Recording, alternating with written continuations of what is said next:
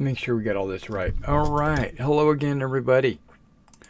This is Derek coming back at you with another Wargaming in Miniature video. And today what we're going to be doing is continuing on with working on the terrain that we started yesterday. And there we go. We got the table going out there. Nobody needs to see me. I'm going to switch the microphone to the on-table microphone here in just a second, so I might be a million miles away. But before I get started, I want to let you know that last night, you can see the lamp in the camera right there at the bottom left. It's got its wire going down and into the plug on the wall behind it. And I walked behind the table to put my washing bowls back on the shelf. And when I did that, everything was fine. And then when I tried to step away, the little power cable got stuck between my toes. I didn't feel it until it tightened up, like stepping on somebody's shoelaces. I tumbled and I fell to the ground right there to the right where you can see the carpeting. But further to the right is my game table, my painting table, not my game table, my computer table and my painting table. And as I was falling, I reached out to break my fall, missed the table and scraped my elbow. So I've got like this little bitty cut on my elbow. I put a Band-Aid on it last night.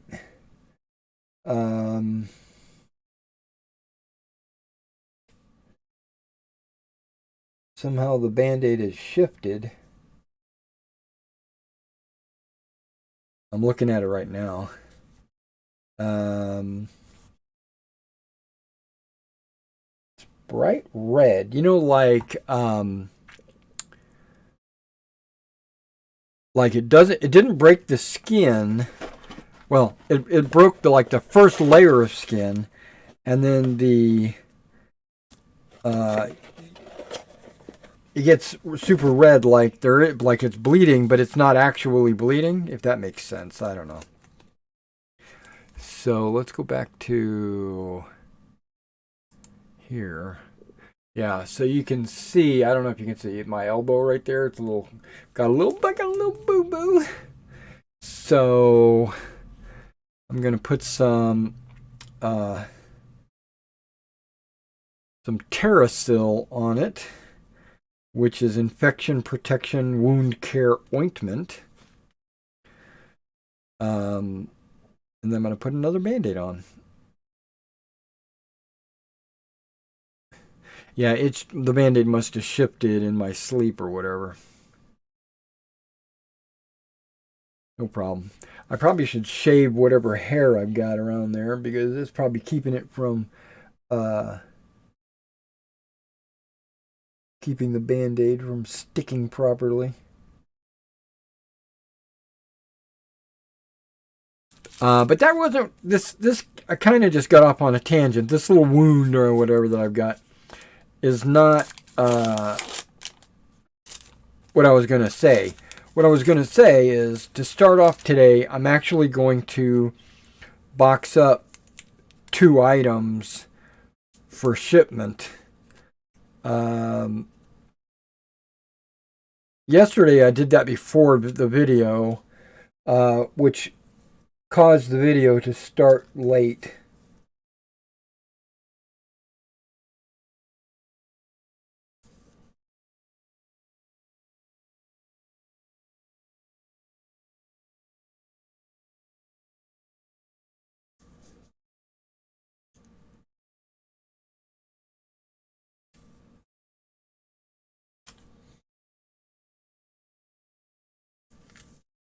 Nah.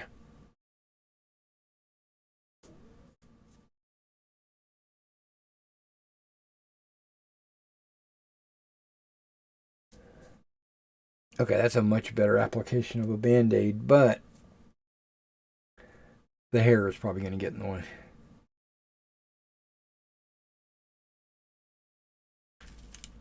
Okay, I can...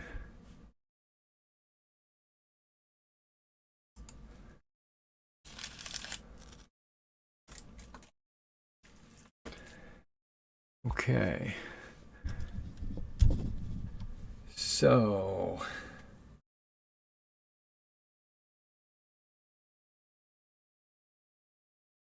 Yeah, and as you can see, the table is not cleared off. It's not really ready to go. It'll only take me a moment to just take some of those tubs off of there. Okay. Open up my store. Where are you?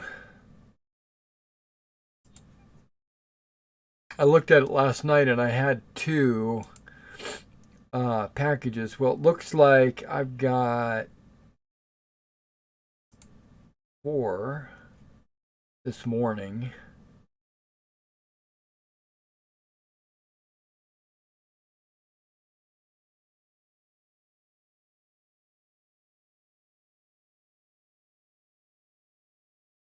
Okay. So let me switch the microphone.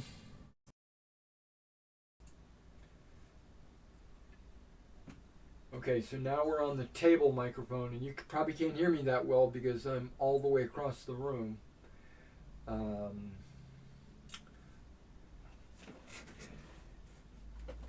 Yeah, I did things a little backwards today. I've already made my coffee and drank it and ate breakfast. All that is already taken care of. And normally what I do is I package up all my stuff and then make coffee. And that way it's done before the video starts, and then what you get is me making and drinking coffee.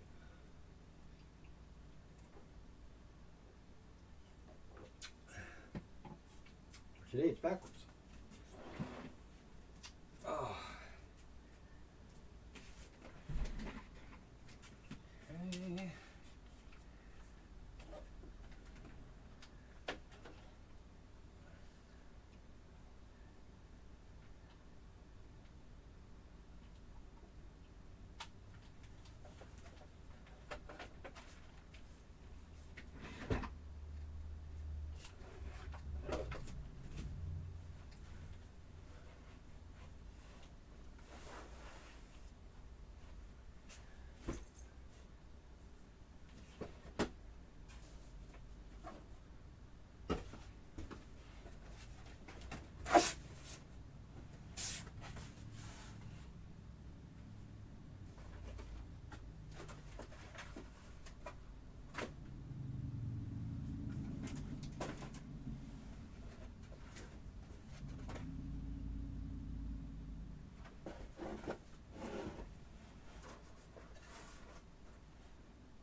Oh, there it is.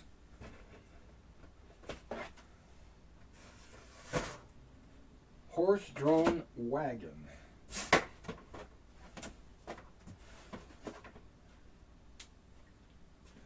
Okay, that was one of the items.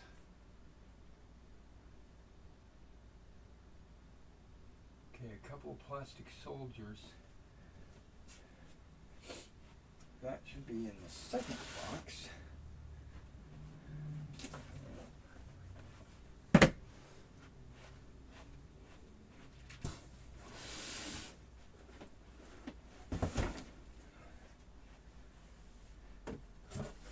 Right? Yep, there we go.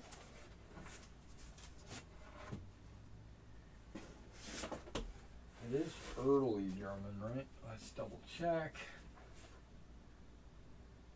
Early war infantry. Yep, there we go.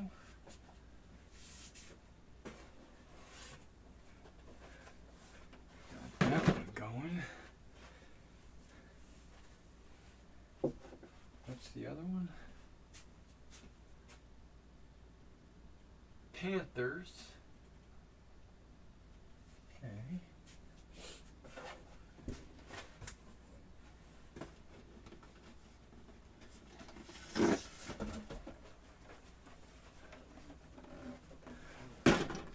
Panther tanks going out.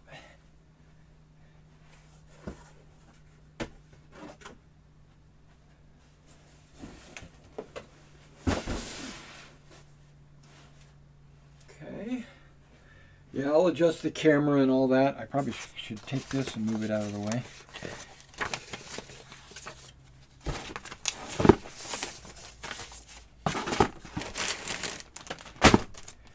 Might be able to use this for terrain. It's one reason why I emptied that box.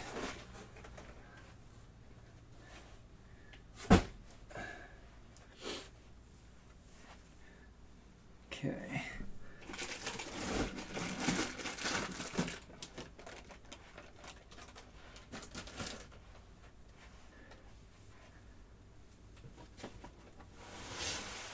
Oh, I didn't look to see which book it is. Dang it. I think it's D-Day. I think it's D-Day, but let's double check.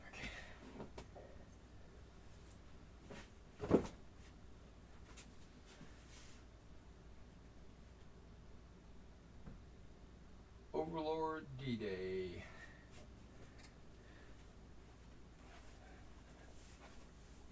My memory served me right.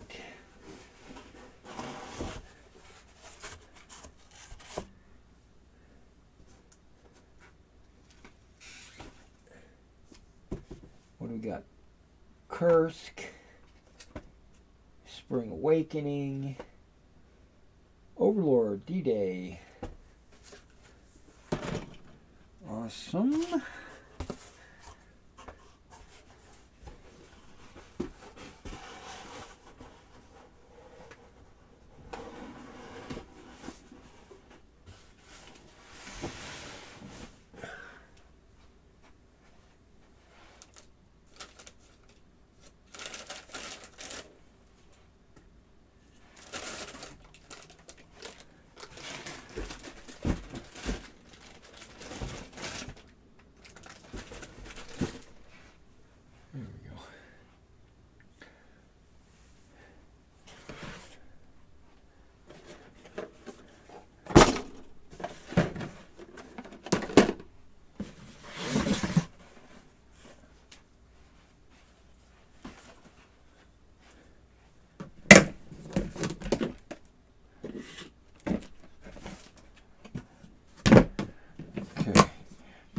These are the trees and hedges that I'm actually selling.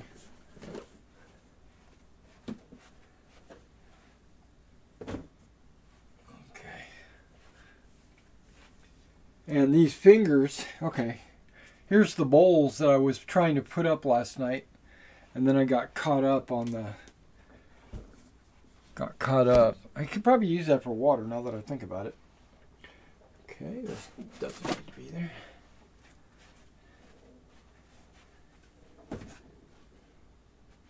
Okay, I got something going on with my stomach right now. Irritable bowel syndrome or something is what they call it. And I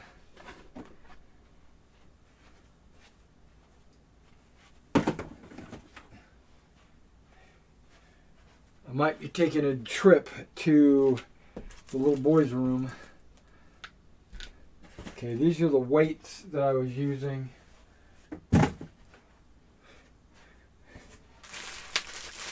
These are my extra boards. Ones I'm going to save.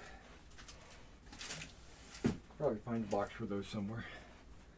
And then that's all the supplies that I'm working with. Okay. Let's box these up.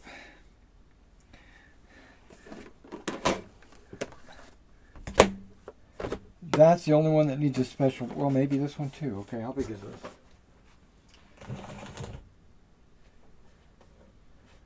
Oh, shoot. That's 12 inches long. Holy mackerel. Or 7, okay. That's going to need a giant box. Okay. Which is fine because I have giant boxes.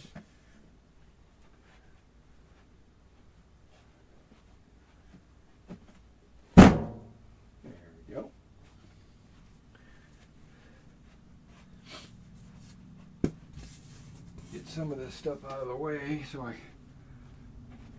can get around.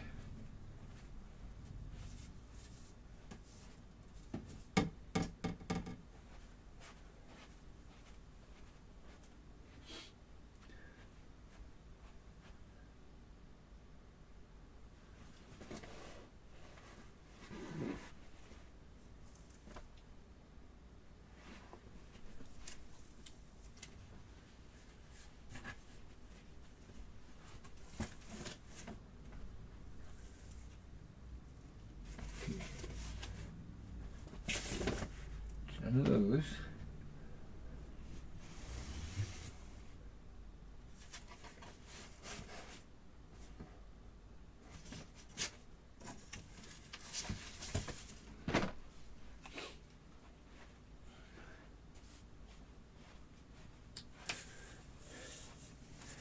Okay, I was going to mention about these. These were my finger coverings that I was wearing yesterday. And of course they got a little dirty, you know, doing the terrain texturing and stuff like that, and flocking, got flock all in them and stuff. So I put them in the laundry with a bunch of my clothes and stuff and washed them. I think I might need to wash them separately because they didn't really come perfectly clean. And I did not put them in the dryer.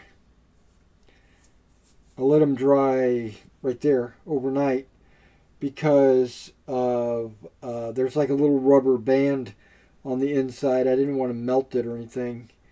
And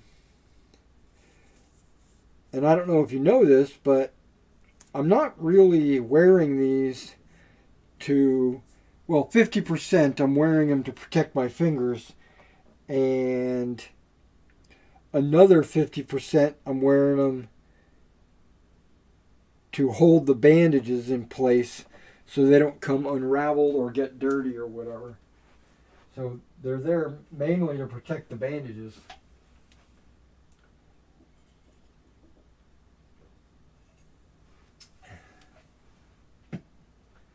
Okay, now this is a box. Whoa, okay, hold on.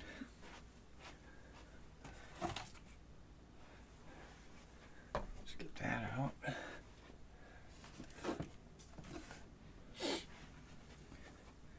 Let's get this out. That's it. Okay. I got this box a long time ago.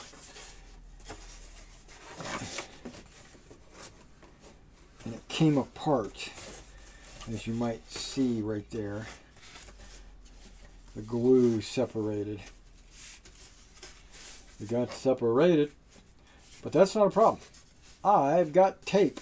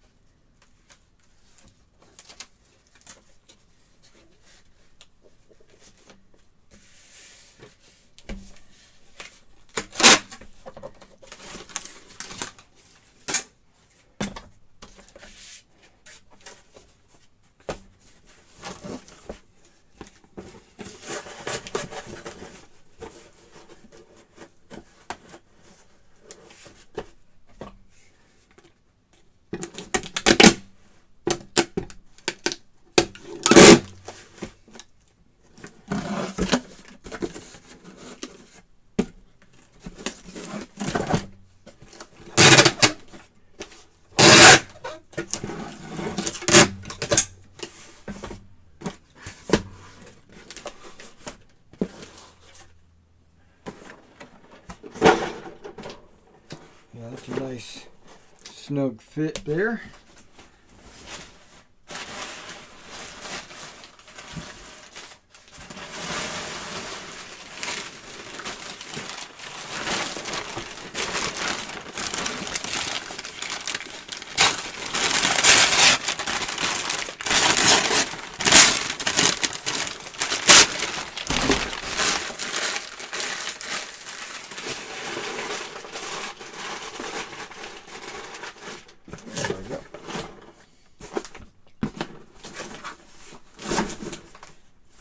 Yeah, I got these boxes a long time ago to ship books.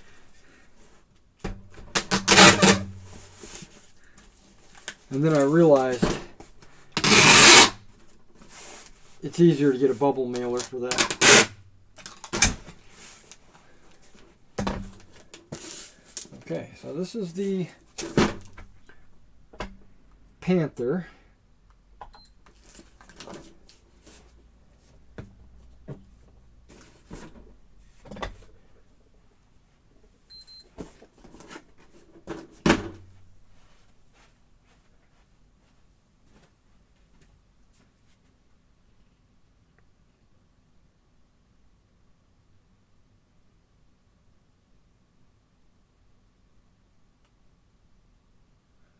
Oh no!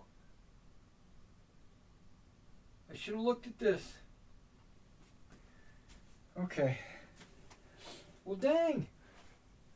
I'm going to unbox this. Because this goes with this. I need to combine shipping. Me trying to be all slick on camera wasn't paying attention. Okay, well that's okay. That just means this box will be ready to go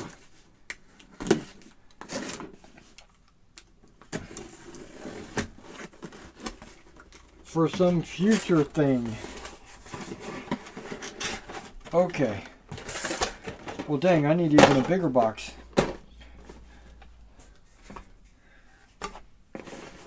I'm going to need a 12 by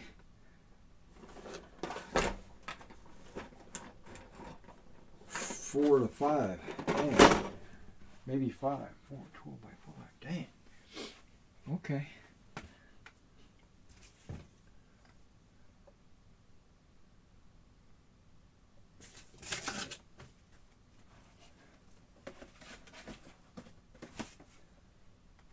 That's not 12. Okay.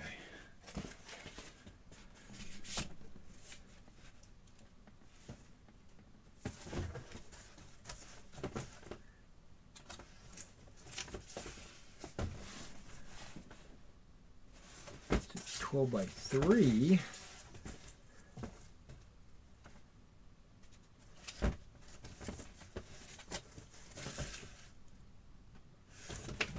By 6.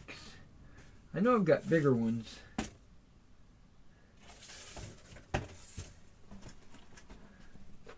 Up top.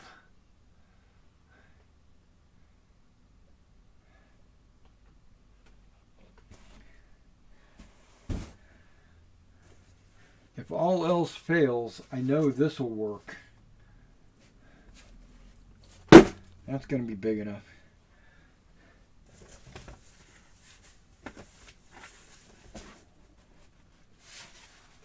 Out of the way.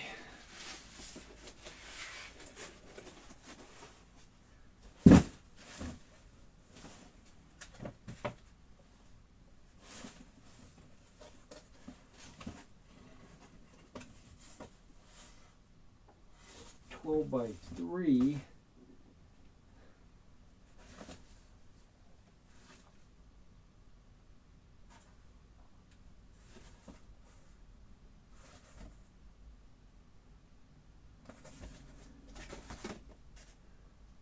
It says it's 12. 12. Okay, hold on.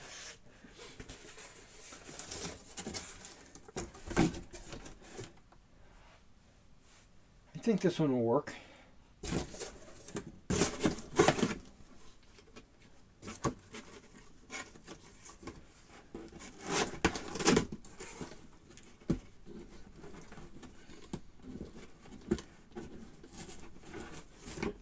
Okay, that didn't work well.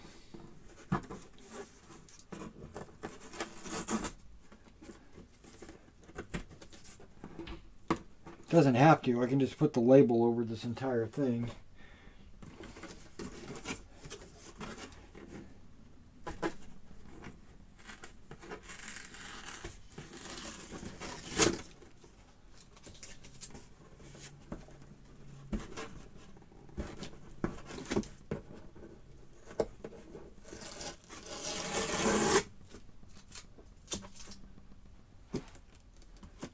All right, well.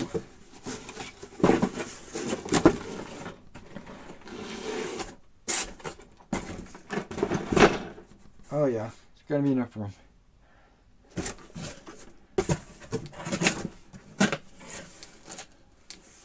It's gonna be a little extra room actually, but that's okay.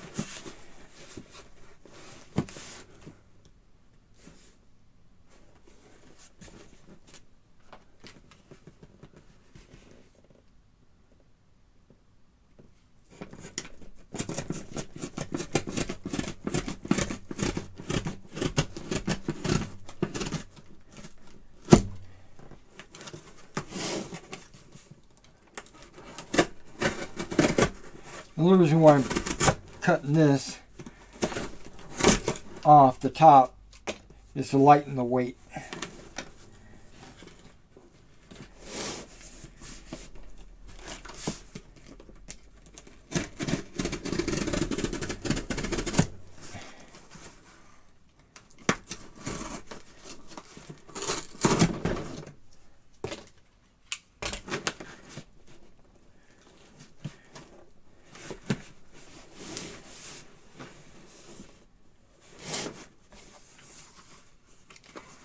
Okay, I can already see.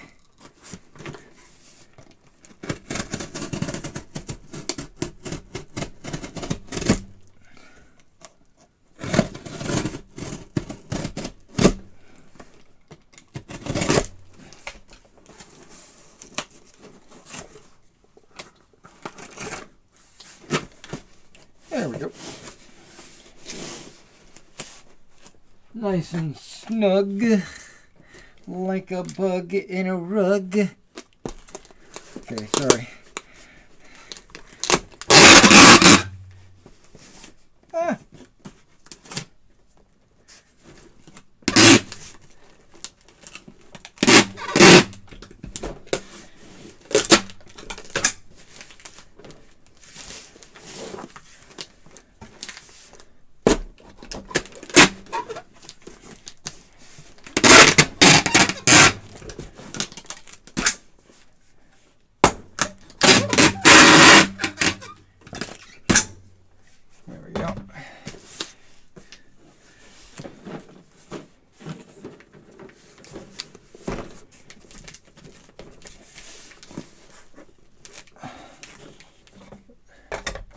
Now let's see how much this thing weighs.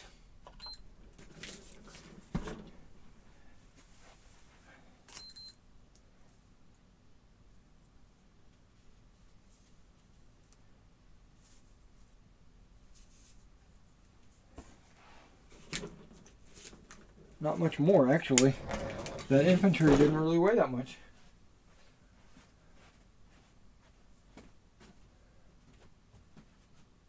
Okay.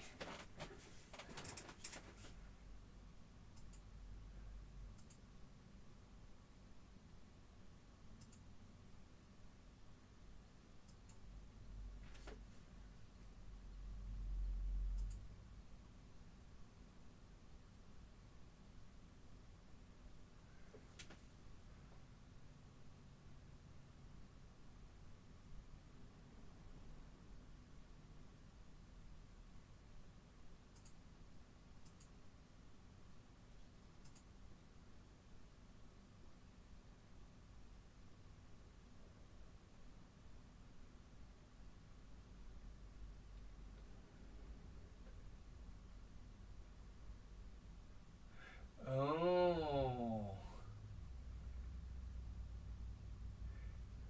It won't let me combine them.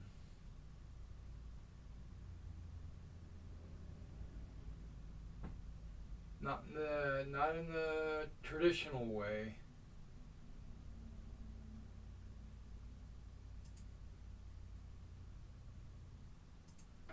It's okay. I'll do it my way.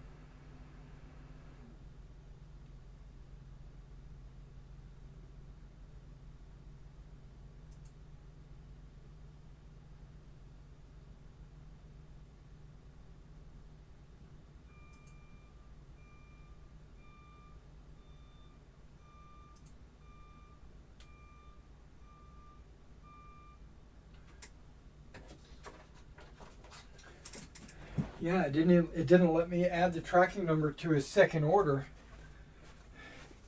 And the reason is he bought these two items under two different names. But I double checked and the addresses were the same. Shipping and everything was the same.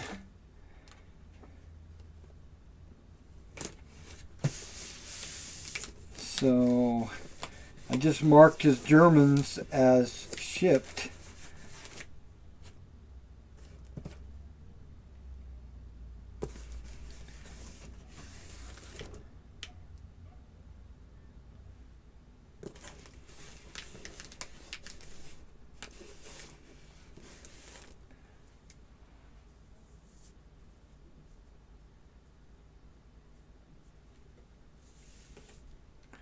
I wonder where that came from. Okay, so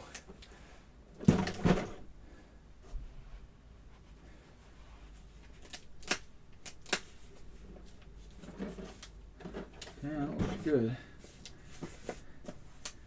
It's not coming apart.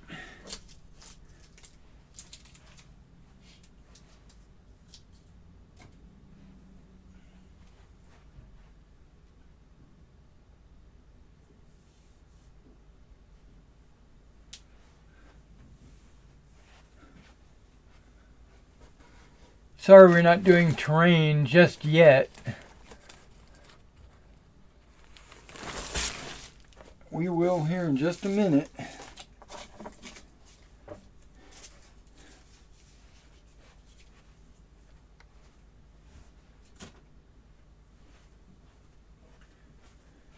And it's going to be a lot of finishing, which is good.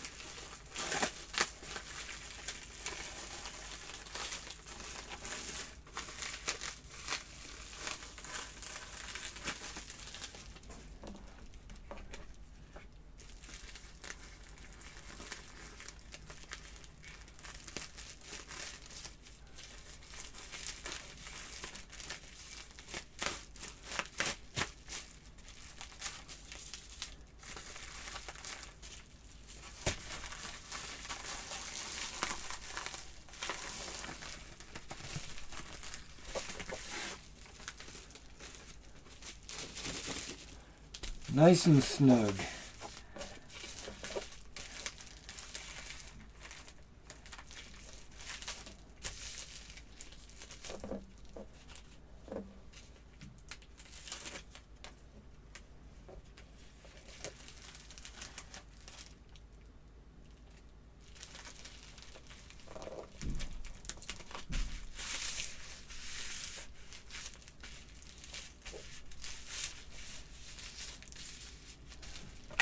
And I'm the kind of guy that doesn't ever trust the self-adhesive, so I always throw a little bit extra on there. Okay, how much does this thing weigh?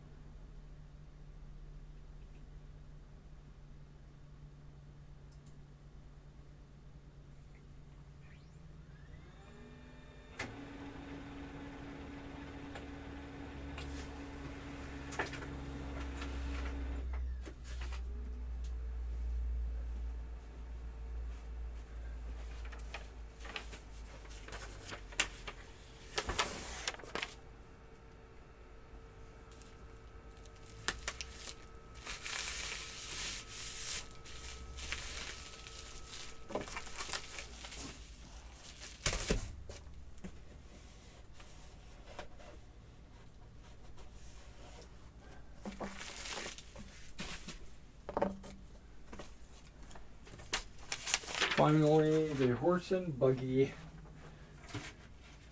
or it's actually a horse and wagon. Got special boxes for those.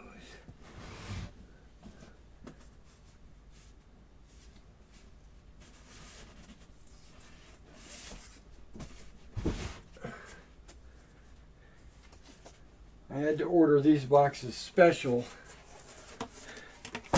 because Rubicon makes their boxes just a little bit out of the ordinary.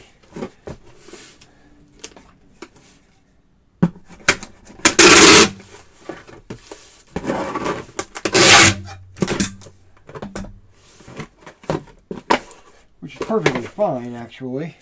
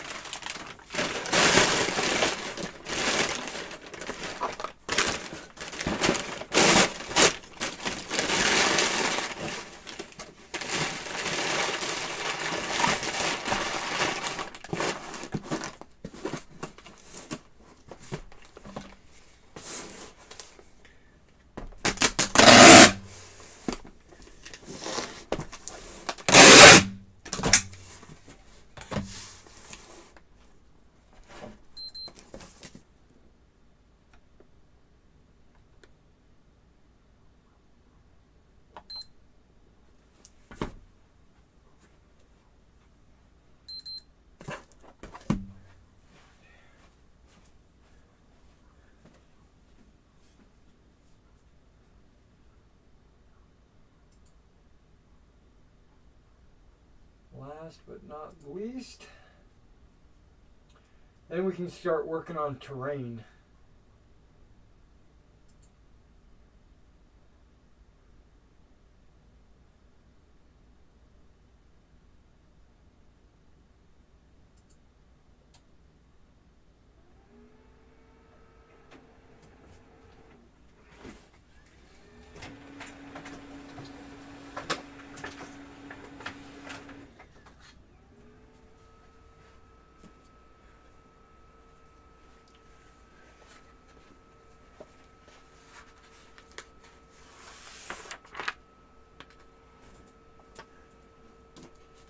All right, so let me go ahead and put these out in the mail before the mailman runs, and I'll be right back.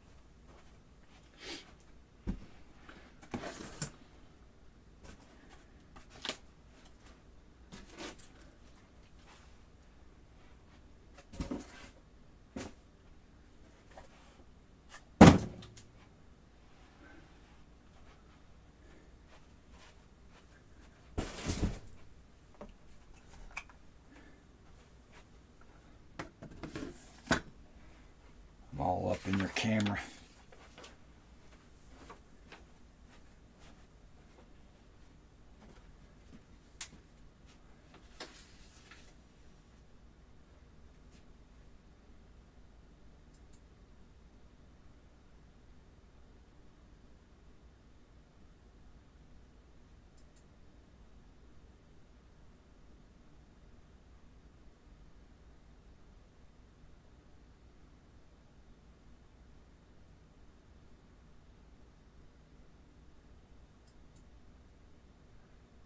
Whoops.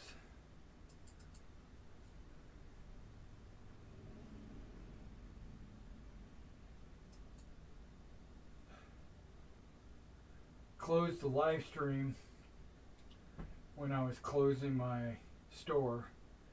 Okay, but it looks like it's still going. That's good. All right, so we got Go For It Painting says hello. Well, hello. And Wardrobe says hello as well. But for some reason,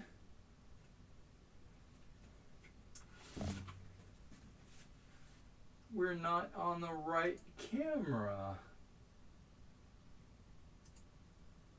There we go.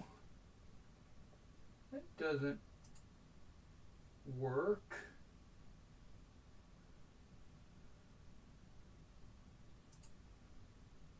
Okay.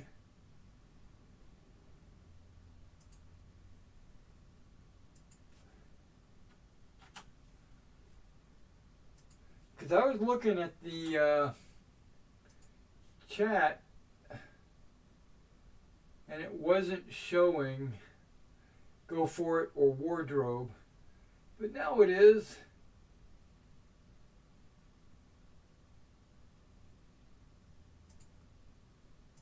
We got Go For It saying hello, and I'm saying hello. And it says Wardrobe says good morning, or he just says morning. He doesn't say good, but I'm assuming he means good morning. Okay, so now we're on the right camera.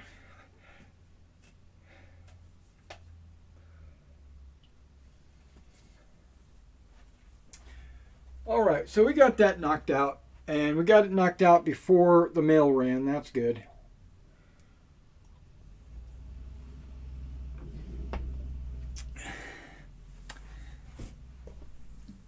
And I'm trying to avoid making a mess. Okay.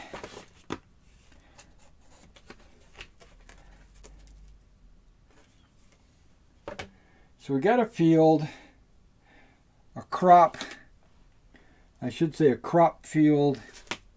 Worked on these yesterday. I think they look really good as tall crops that troops can go through and work it out. Okay, so I want to flock this entire outer edge with my normal ground flock, right? But the inside I don't want to bother with. I want to just leave it dirt, really. Yeah, just leave it dirt. There's no need to put any flock on the inside. Along this outer ridge is going to be a little bit of, okay, I don't know what word that was, but a little bit of hedge.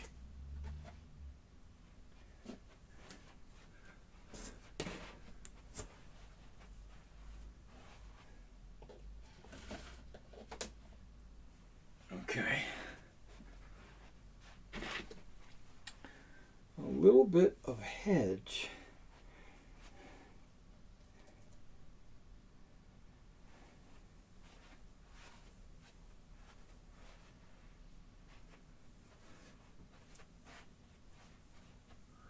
And I threw away the cut right from yesterday.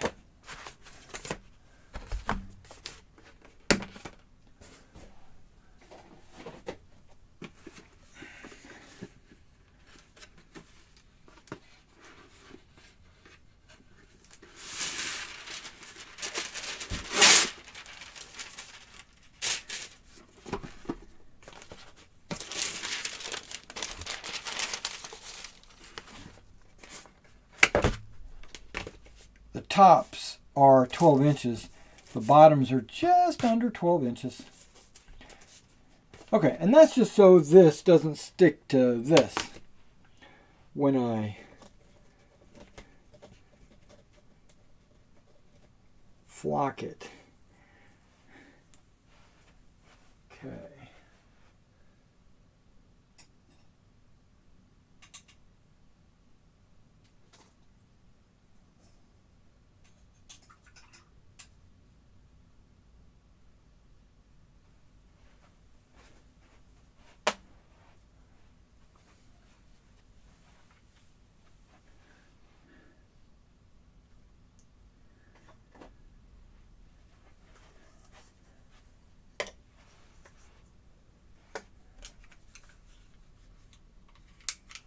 Let's put this away.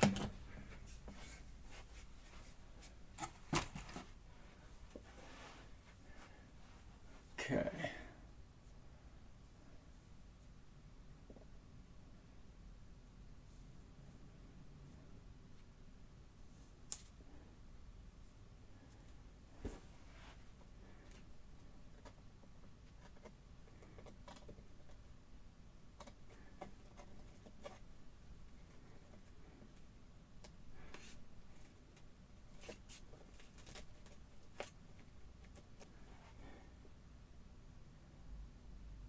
Okay. Trying to visualize about how much of this I want to flock. A little over half an inch, I think.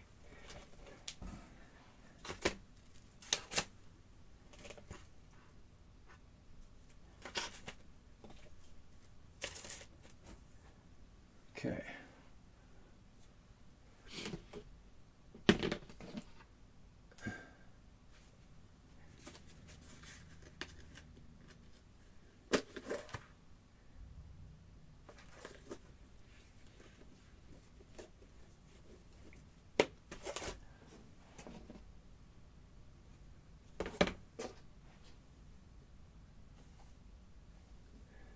Yeah, I don't think I'll be using this one.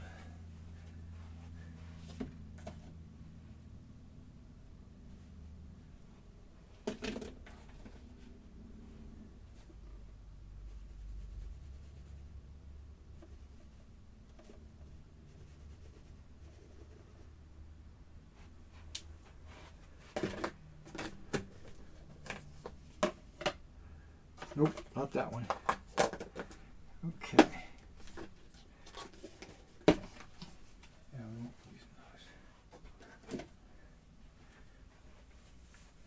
Okay, we are going to be using this one.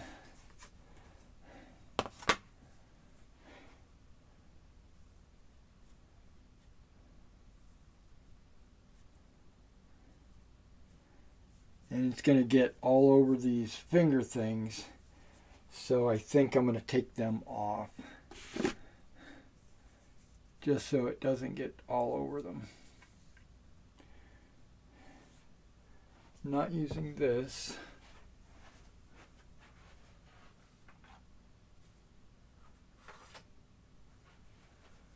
I'm going to be using just your straight up Elmer's. My water is low, so I'm going to fill that up real quick.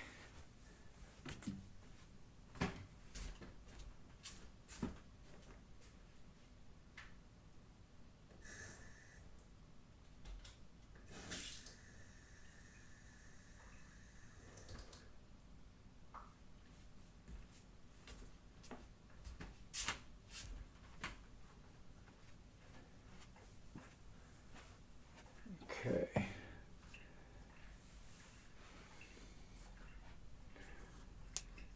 So I'm going to do the flock first, right? I thought about doing the hedge first and then flocking up to the hedge. I'm still debating it right now as we speak.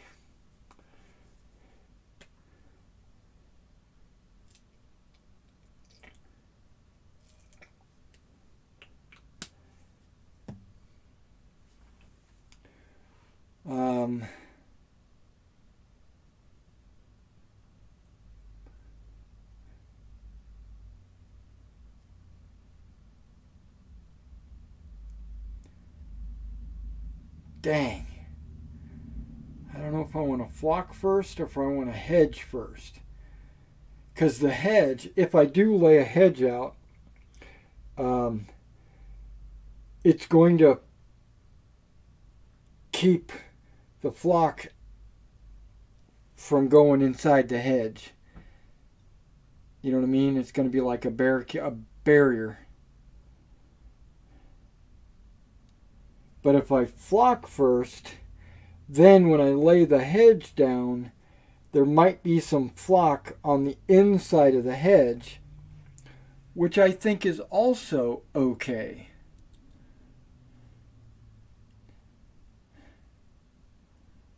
What kind of look do I want to go for?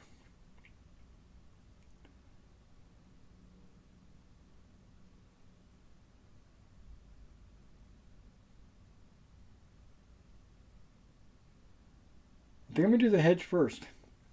And the reason why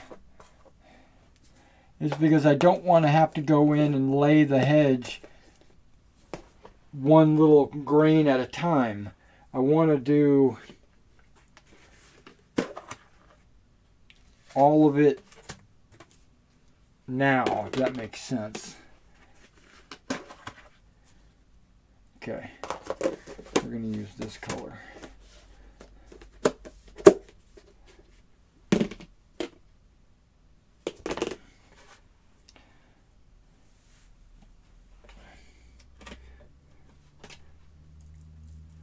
Okay, so what that means is I'm gonna put like a bead of glue along here, and then I'm gonna sprinkle that and press it down into it. And it's not going to be this glue, it's going to be this glue. Okay, let's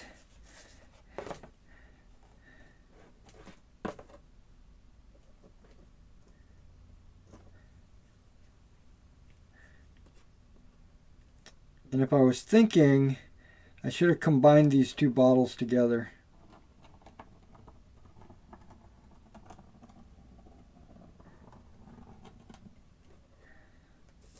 Okay, that's a good bead.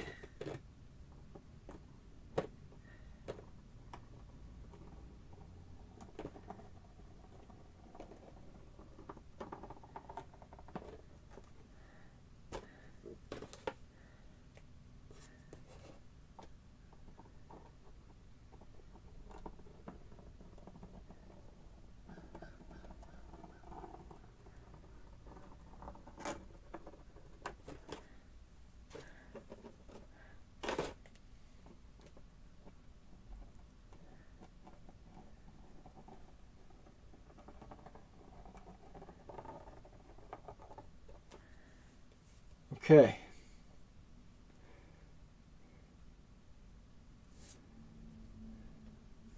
That way I can use these 3 fingers.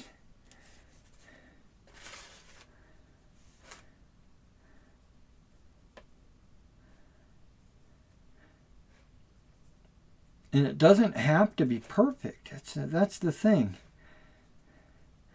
If there's gaps,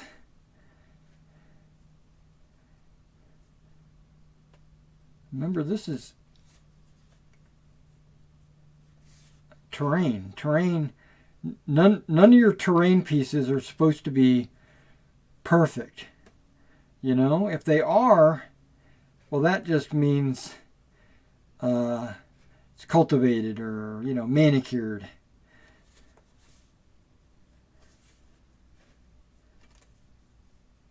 Yeah, look at that. It's sticking to that piece.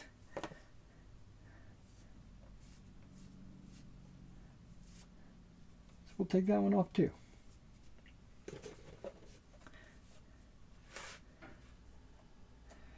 And I am kind of grabbing a big clump in my hand and then just pushing down into the glue a little bit so that it'll grip.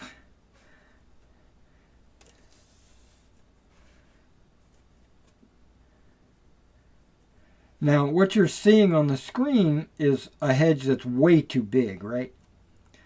Right. This is not what the hedge is going to look like.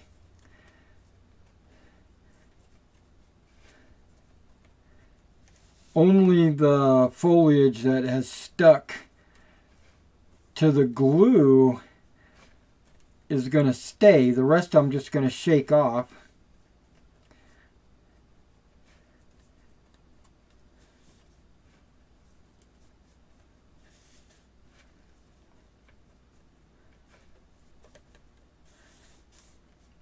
And once I start shaking everything off, if there's gaps in the hedges or, you know, parts where it didn't stick,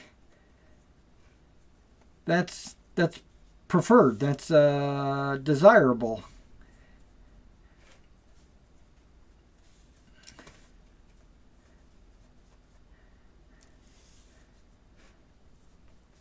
This is supposed to be a kind of like a wild hedge, but it's also square hedge because it's around a field. So,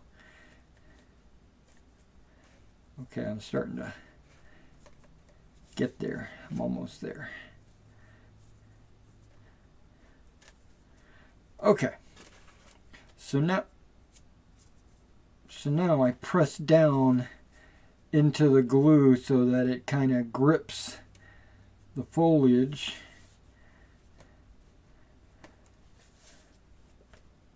Hopefully none of that sticks, you know what I mean?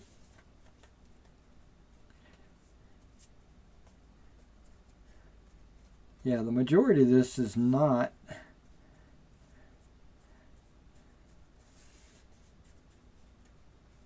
This is the same foliage that I use on my bases of my figures.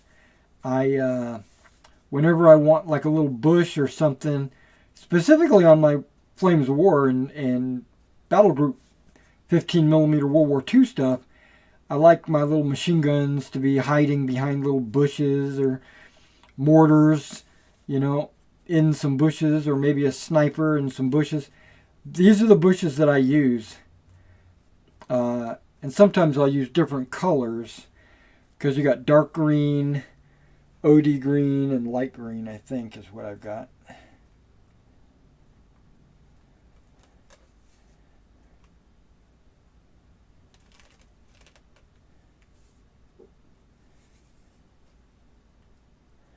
Okay, I don't want to take too much off just yet. You know, I don't want to hand pick or shake. I want to give it a chance to dry before I start shaking all of that off.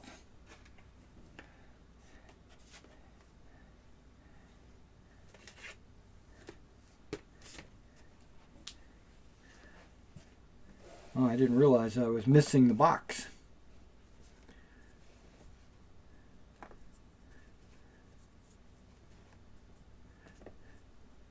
Yeah, yesterday's vacuum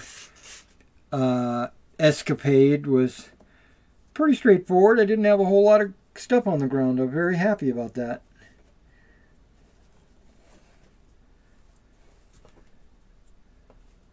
Most of it was on the table. On this, actually, and I could just pick this up and dump it in the trash.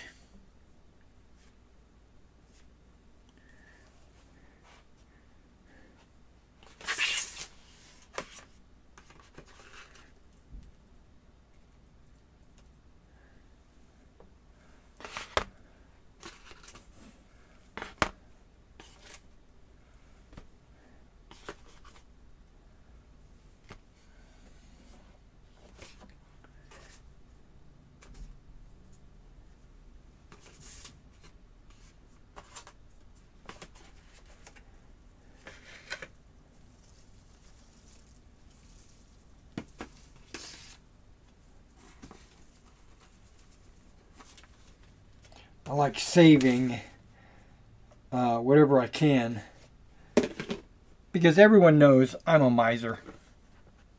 Okay. This is what we'll do. We're going to set this off to the side for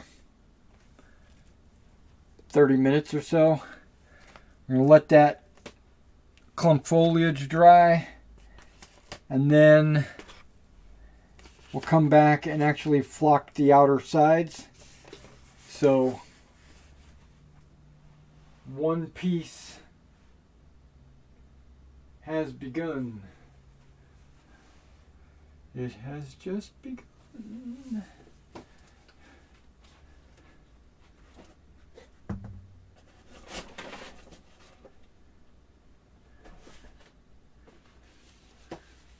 And again, we're not using Alex today.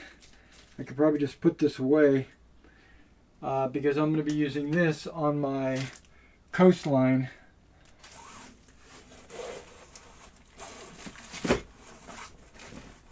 Anytime you make any flexible terrain, that would be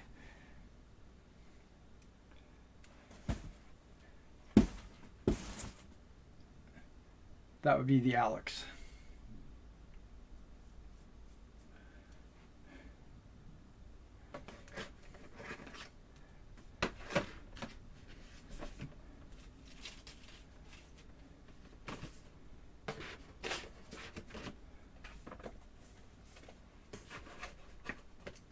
Okay, super basic, nothing out of the ordinary, or nothing strange. Nothing strange here, sir.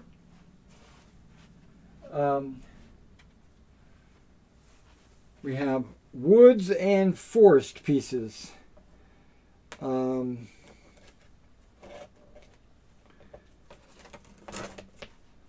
I think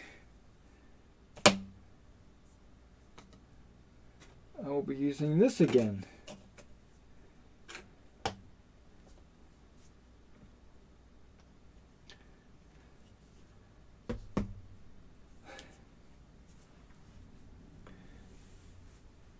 Okay. Woods and forest. I think that's what these pieces are.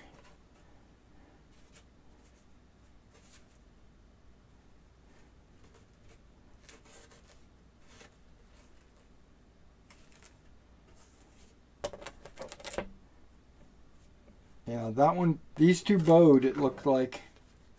This one not as much.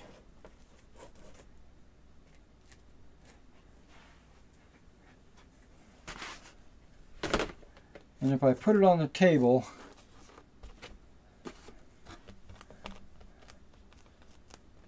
you really wouldn't notice it, but I don't like the fact that it did bow.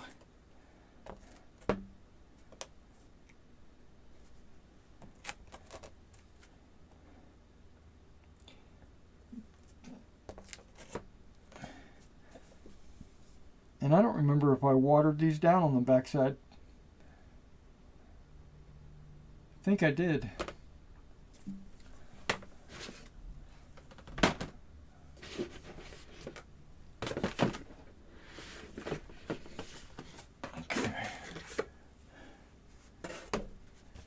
Okay, so here's the question. These are not hills. They're not mountains. I think one of them was going to be brush.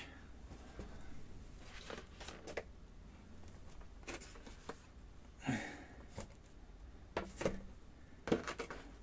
think it's that one. Because this rounded one is definitely going to be woods. I remember that.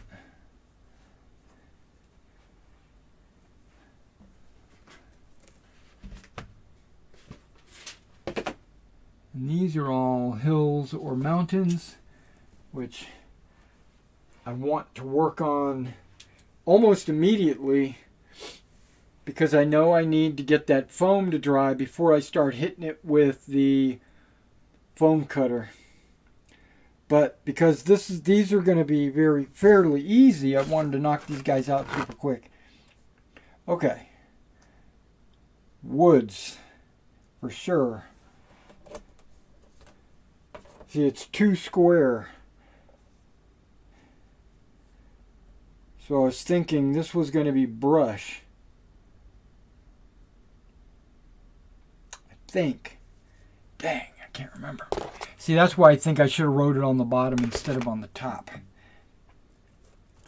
The ones with the big rounded edges are basically forest/woods, but I already know that.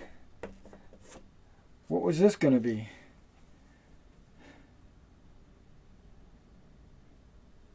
A field, I think. A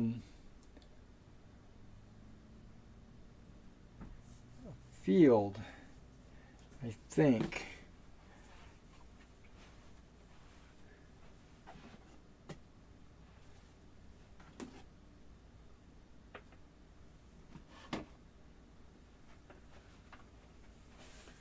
Okay, so we got our marsh, we got our lake, we got our crop. Hold on.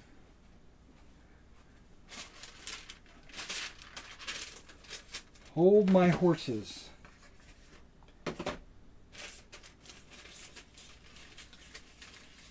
These were going to be hills because I don't think mountains can be that small.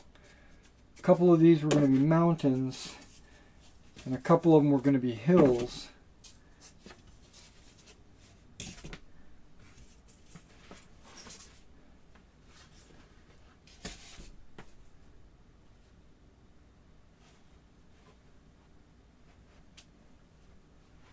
Some of those little helicopter seeds got stuck in the plaster, it looks like. And this was going to be a bigger crop field. I don't know if you can... There we go.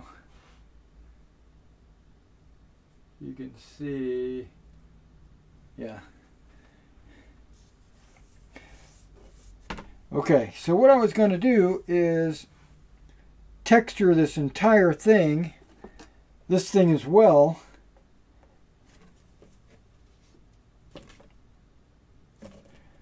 And once the texture is dry, go back in with little beads of glue along the top and sprinkle flock. So we got those.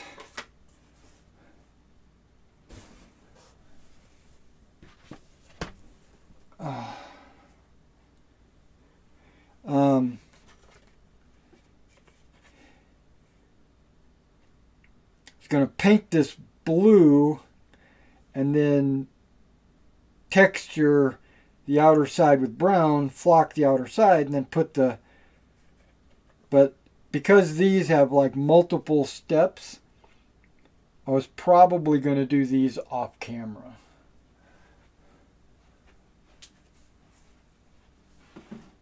Maybe not. Maybe a little bit on camera.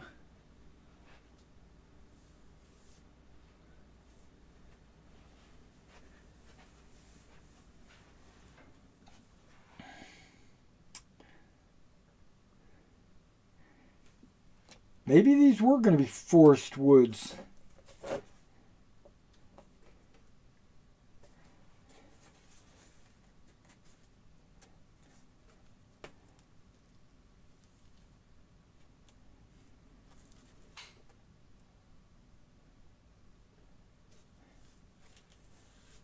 Yeah.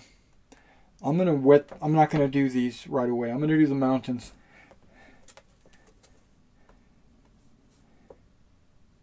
Okay, this one is actually looking really good.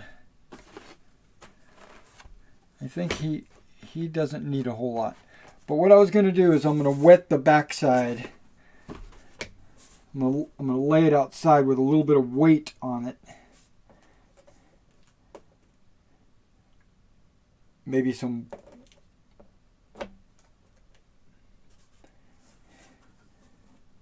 a second board like this, weighed against each other to make it flat. because it did warp a little bit.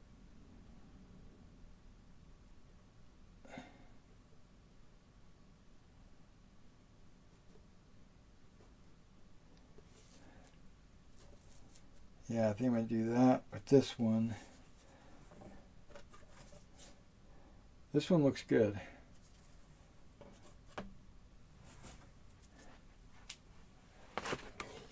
Yeah, this is brush.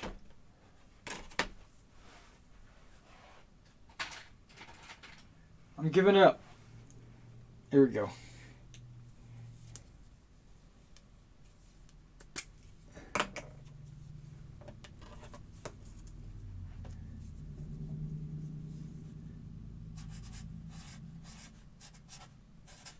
Woods. That way I know.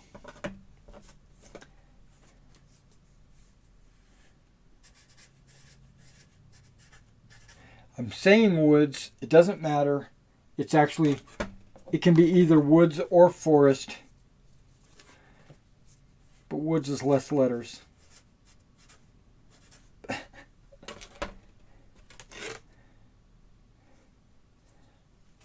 Brush.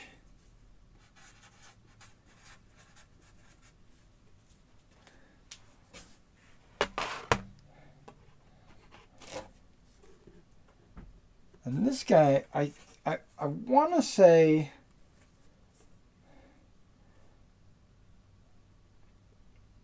it's just going to be a field.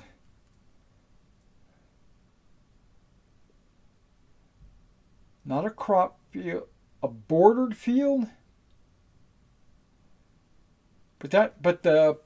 Yeah, maybe it's a bordered field or a crop field or just a field, but I don't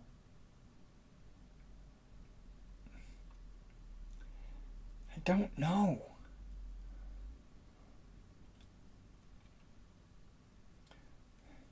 I'm just going to hold on to that one because I don't know what I want to do with that one. I don't remember. Hold on. Let me see if I can refresh my memory here. Looking at the various terrain pieces that exist. Open area. Don't need it. Rocky ground. Brush. Plowed fields. Got those. Tall crops. Working on that. Boundaried field. Oh, maybe it's an orchard, a vineyard. Okay, it's either an orchard or a vineyard.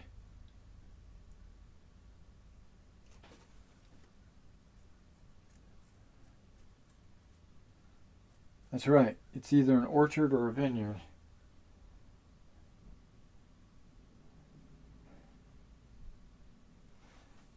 But that doesn't make sense. I had an orchard and a vineyard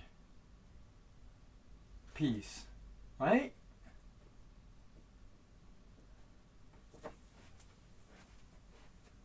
I'm looking around to see if I have any other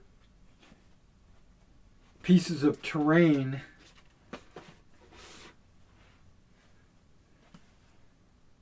that somehow got maybe in between these. I don't see them. Got a village right there. I got a town right there.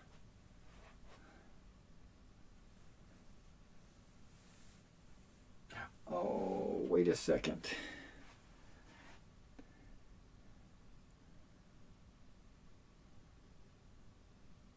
Orchard.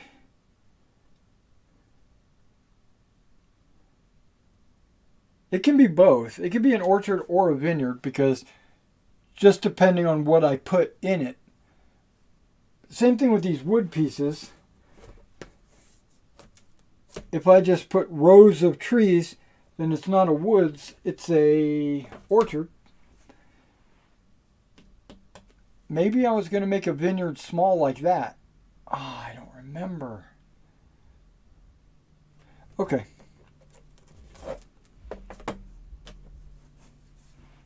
I'm going to put vineyard. Wait, no I'm not.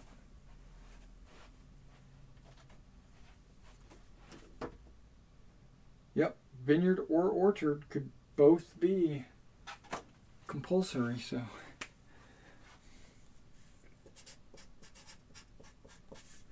Just going to put vineyard. Okay, so a vineyard is going to be a lot like those fields. I was going to put a boundary around it and leave it mostly dirt, maybe a little bit of sprinkling of flock in there, just to give it a look. And I could use it as multiple pieces. I could use it as a vineyard, just put the vines on it. I could use it as an orchard, just put trees in rows. I could use it as a boundaried field because I'll have like a little boundary. Or I could use it as a open ground, you know, and then just pick it up or whatever. So, yeah, so that is going to need a boundary of some kind. We'll do that in a moment. But I want to get these started.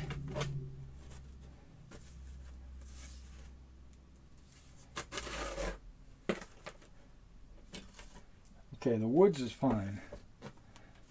But these two are warped. So I'm going to wet them and then weigh them down and see if I can't get them to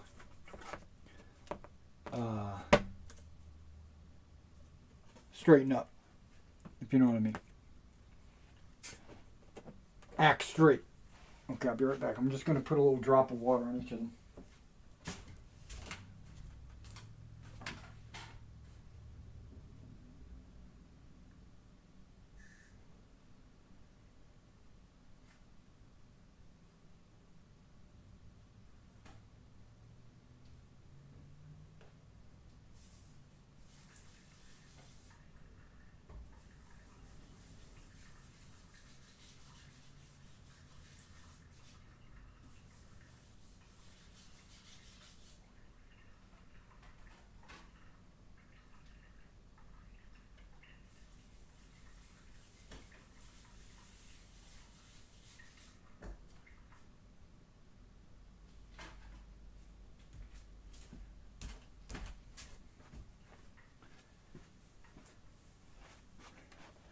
Okay, just so you know, you can see how they got a little wet on the bottom. Use this.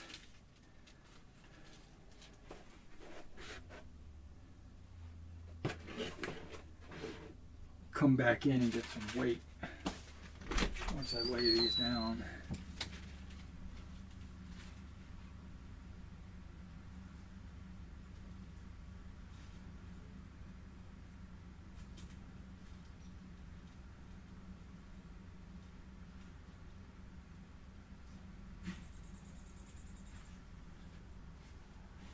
My finger cozies keep coming off, mainly because that texture is like Velcro. Okay, that should be enough.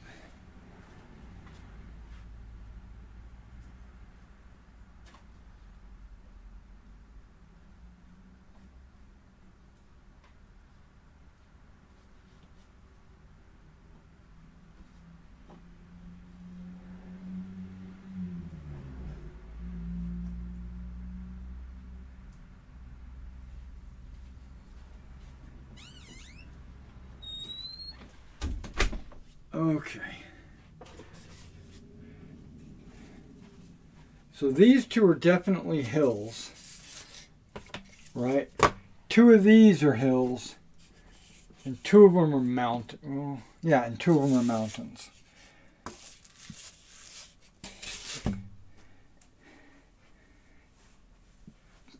And we're going to continue to use the blue foam because it's going to make the mountains, which, okay, if I think about it, if these are hills, they're pretty much done. I don't need to add mountain layers to these guys because they're ready to be started to cut.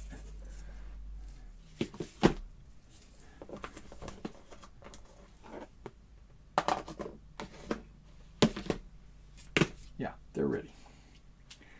But these guys need mountains. And I considered, and not only did I consider it, but I also discarded it. But I'm going to tell you what I was thinking. Putting like 2 chunks on here, on each of these, and then that way I'd have like 2 mountaintops per piece, and then it would be kind of you'd have a saddle, and I could make ridges and all kinds of crazy stuff. But I discarded that idea because aesthetically it's going to look good. It's going to look great. But that's not what this is about.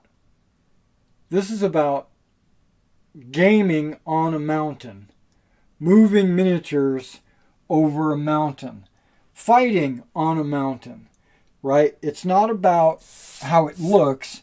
It's, even though that's a big chunk of it, and I always like my terrain to look good, it has to be playable. So, I've decided to make 1 mountaintop and then 1 mountaintop, and that way when you're on it, you're on the mountain. Because hypothetically, if there was a mountain here and a mountain here, and I had a unit here and he had a unit there, and we went to fight, who's on the mountain? Right? Who's uphill from the other? Might be a little precarious to figure out who's who. But with just 1 hill, it's going to be a lot easier to determine who's uphill.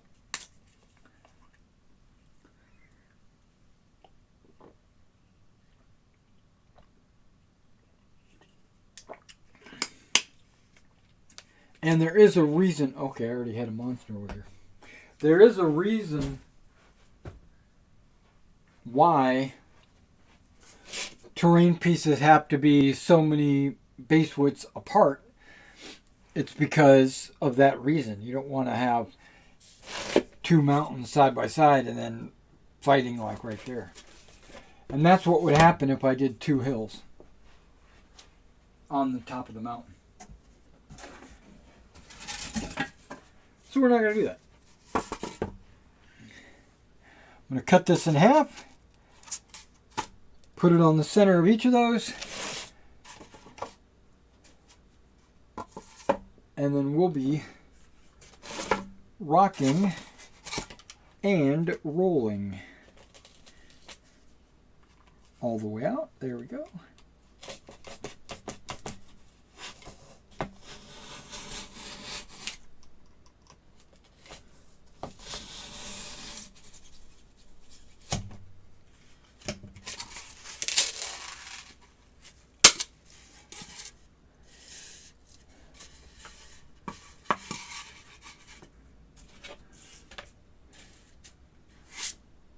Just like that.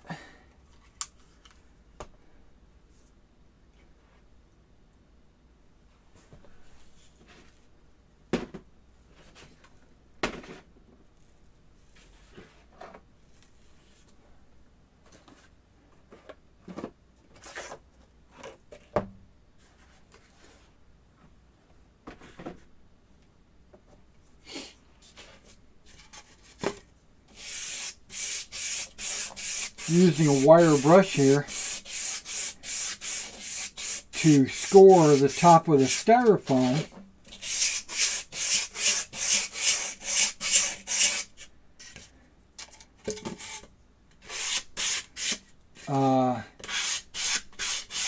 Giving glue something to grab a hold of.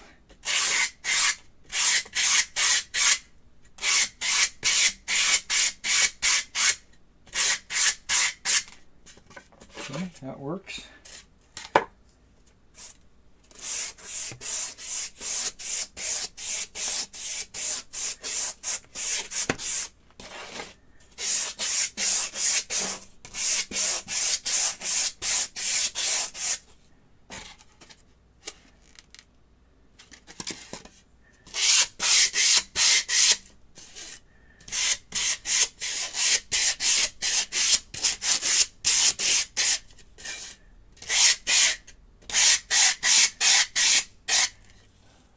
Okay. These guys are prepped.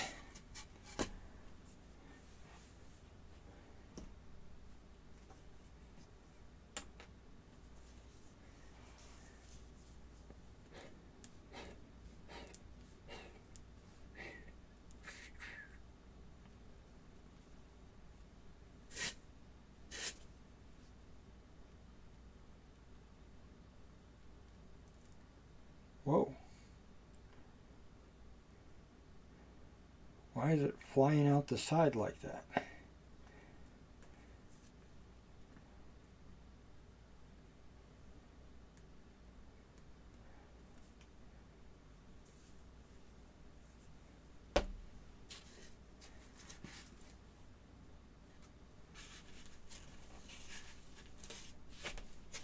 Moving it up and down, kind of thinning it out.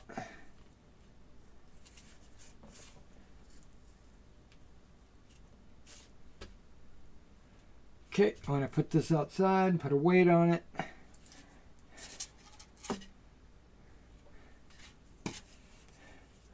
And I'll do the same for this one.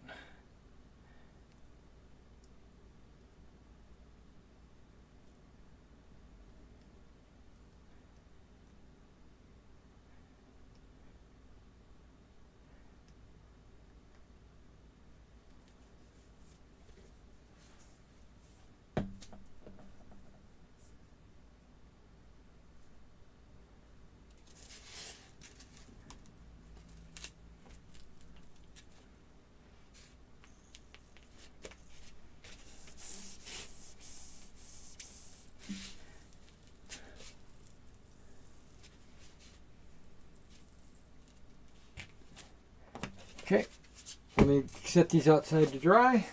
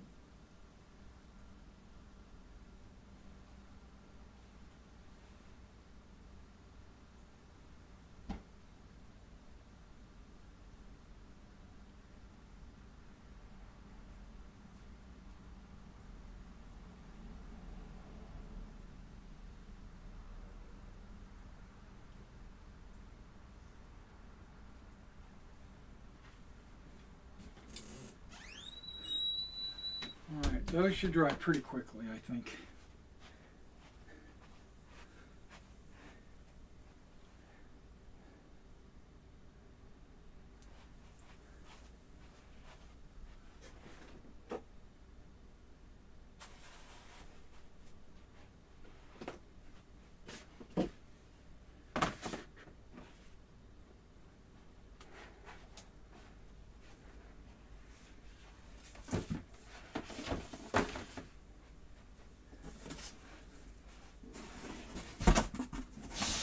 Okay, I can put the blue foam away.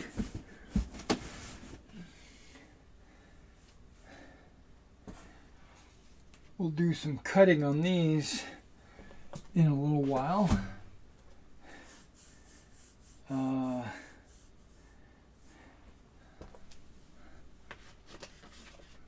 Go ahead and texture these for my fields.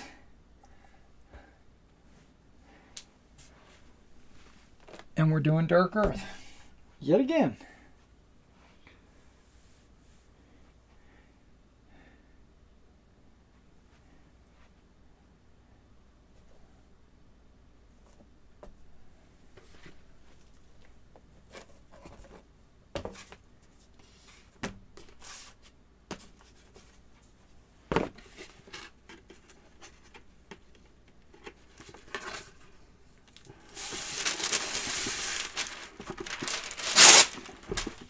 So I got my Forged in Battle order in yesterday, right? And I went ahead and washed and cleaned all the Forged in Battle, and I thought I was going to get 24 models per pack, right? So I had planned on getting what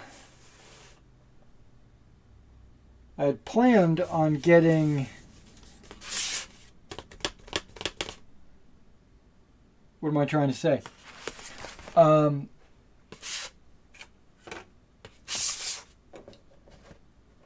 For figures, like Old Glory figures or whatever, out of my collection, and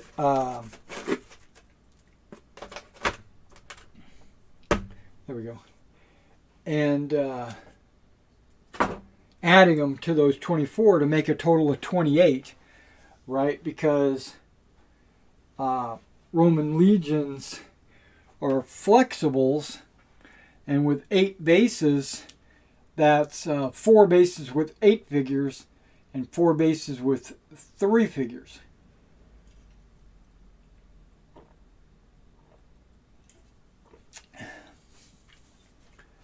So what does that, I mean, so what does that come up to? 16 plus 12. 28. Okay, so I went through my figures, organized them, cleaned them, washed them, did all the stuff, getting them ready to put on the popsicle sticks. And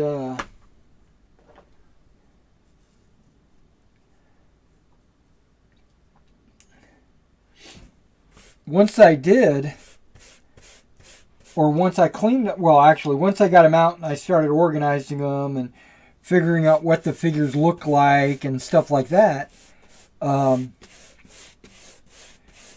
found that they didn't come with 24 figures. They came with 26 figures. Both of them. Both packs. So I was pleasantly surprised. They came with 2 standard bearers. So all I needed was an officer and a musician to add to the second half of the Legion. Because remember, I'm not doing a full 8 base Legions. That's Maximus. I'm playing Magna. And Magna only uses 4 bases. I would have thought that it would be 4 or 6. But the army list says 4, not 4 or 6. There's no option. So basically it's exactly 1/2. Which I thought Magna was supposed to be 2/3. But I think even though the unit is 4, I think you have 2/3 the total number of bases, if you add all the units together. So it basically winds up being more legions on the table, like 15 instead of 10.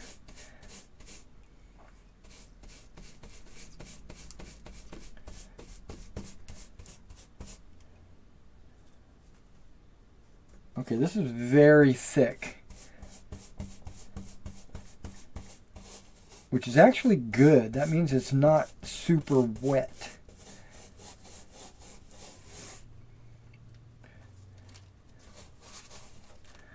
Okay.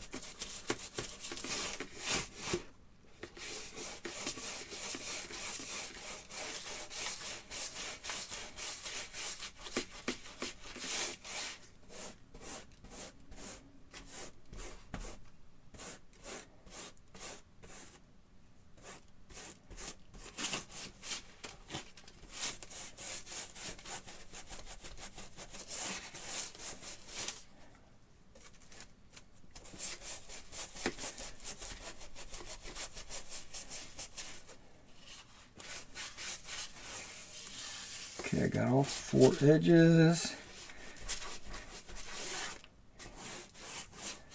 4 sides, got all the clumps out of the fields.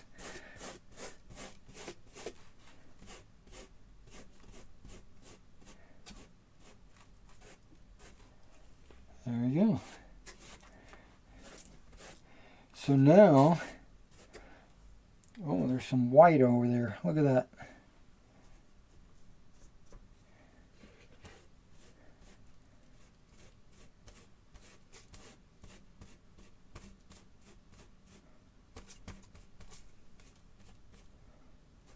Basically, I scraped off with this stiff brush.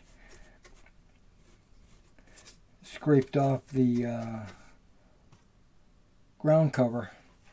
Okay, that's one.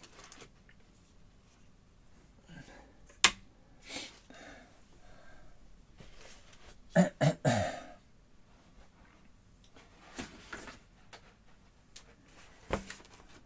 do another one.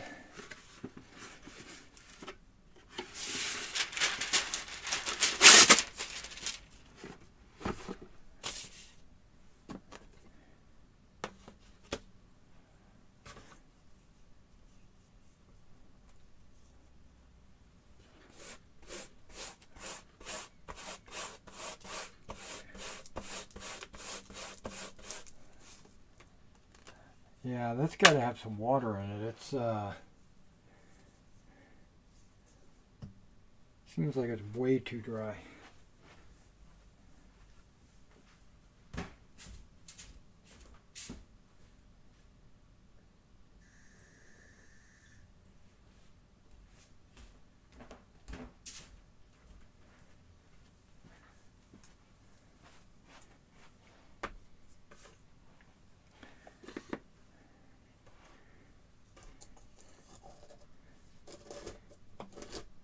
Remember the AK lids, if you ever use them and you reconstitute with water and you go to seal the AK lid, it never seals. Never. So before you go to shake it, make sure you have something to absorb any water or liquid or whatever that's going to come out of the sides.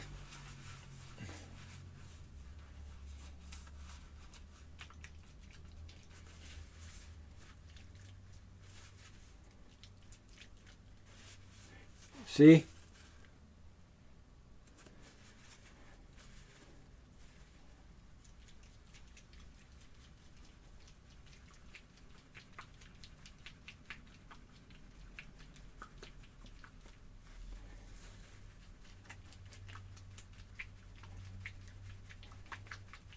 Okay, it feels like it's mixed up. Okay. Came out of both sides.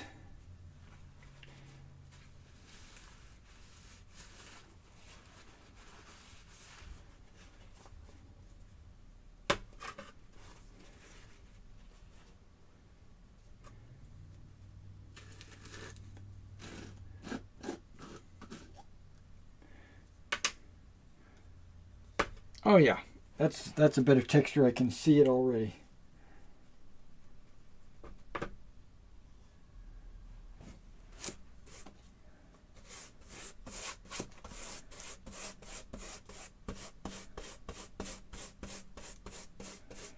And it's really okay if the top of the field, a little white shines through. Because remember, once I start planting my crops, for lack of a better term, I will put a little bead of glue along the top and then flock it. So that should, and if I see any white when I go to do that, I'll be sure to hit that.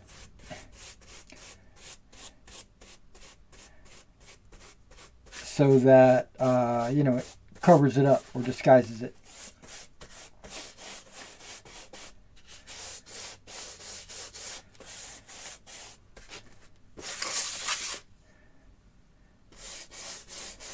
Now the problem with it being as wet as it is now, I'm afraid it might want to cause the MDF to warp.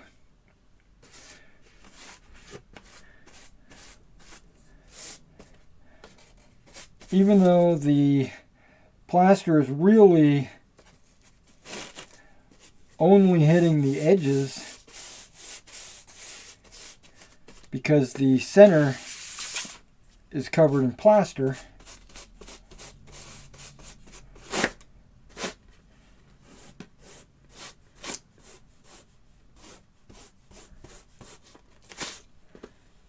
Okay, that looks good.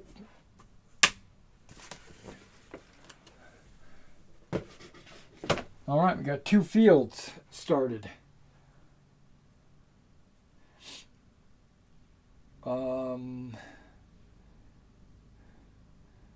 What do we got? We got woods outside reshaping because I wet the bottom of them.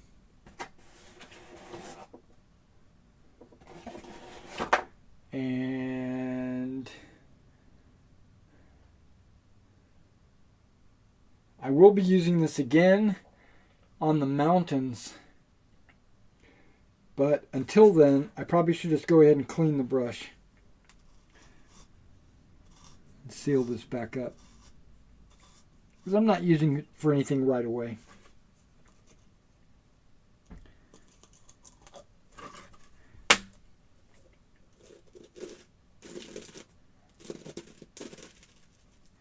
And again, it doesn't seal very well. So I'm considering putting my AK tubs in Ziploc bags, sealing them up like this and then sliding them in a Ziploc bag to prevent any drying out because they don't seal very well. They need to come up with a better container. The tub is fine, but the lid sucks.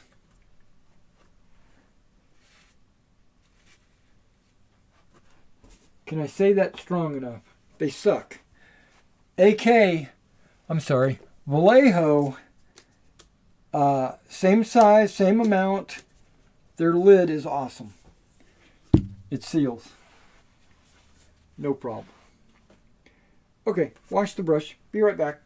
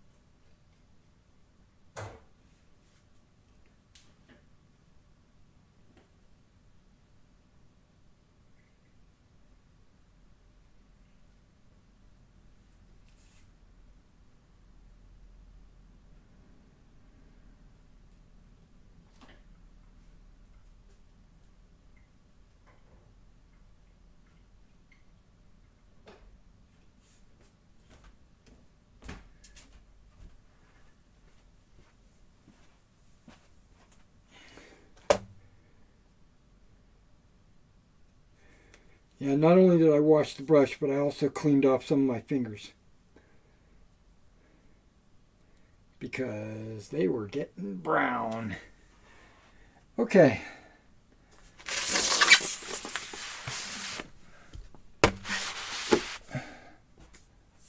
I really want to break out the foam cutter and start cutting the hills.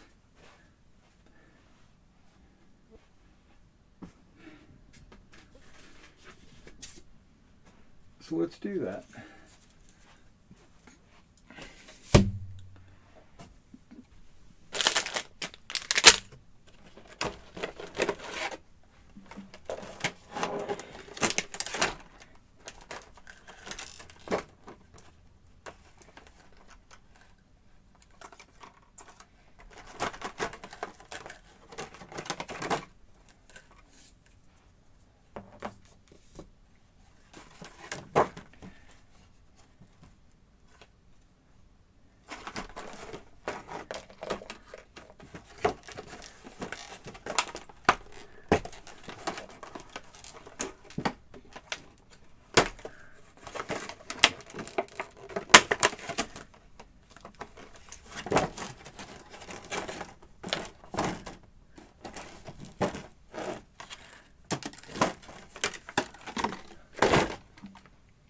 This has been a really good set for me. I'm been very happy with it.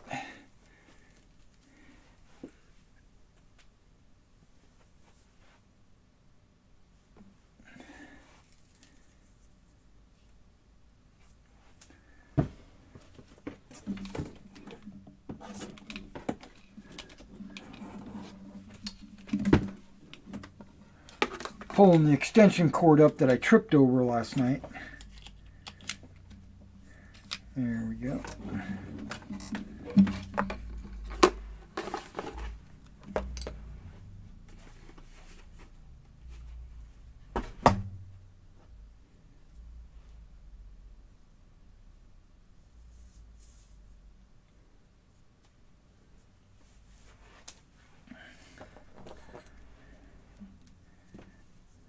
Now you're supposed to do this in a well-ventilated area because styrofoam fumes can be a little toxic.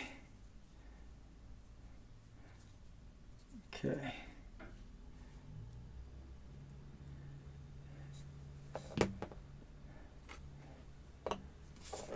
So just make sure everything's sealed up properly. It looks good. Let's turn it on. Okay.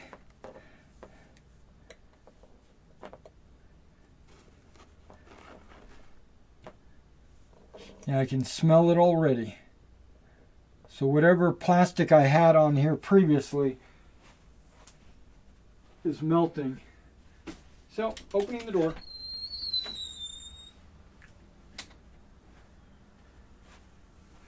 Giving it a moment to heat up.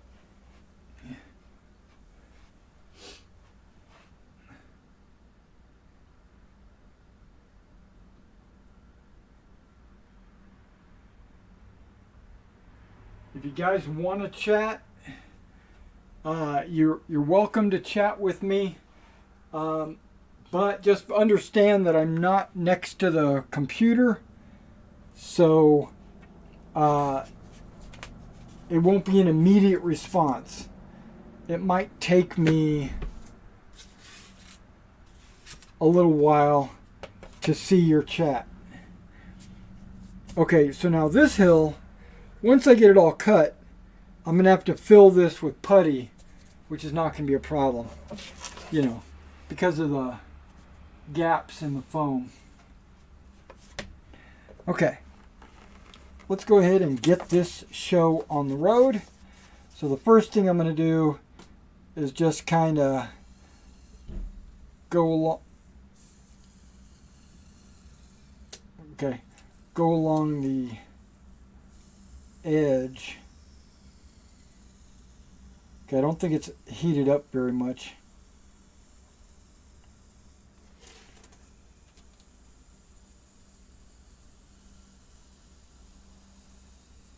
It's cutting, but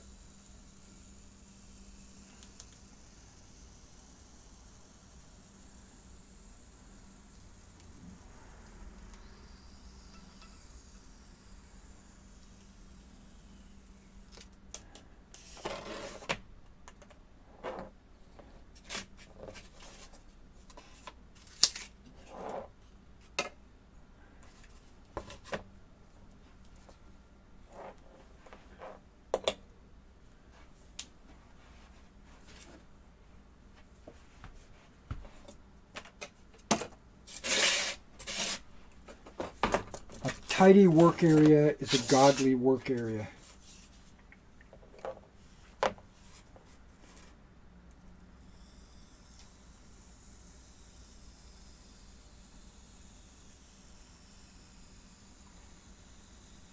This is only going to be like the first cut just to get the initial shape and get rid of all the excess.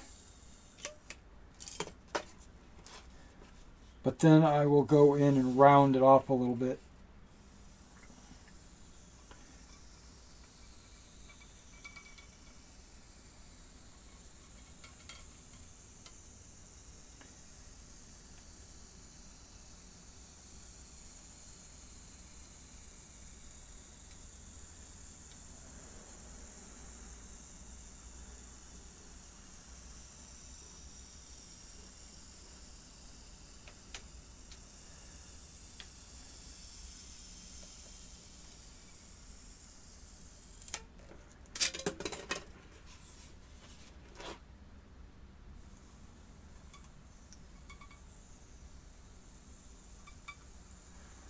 You can hear the musical notes as I drag it across the MDF.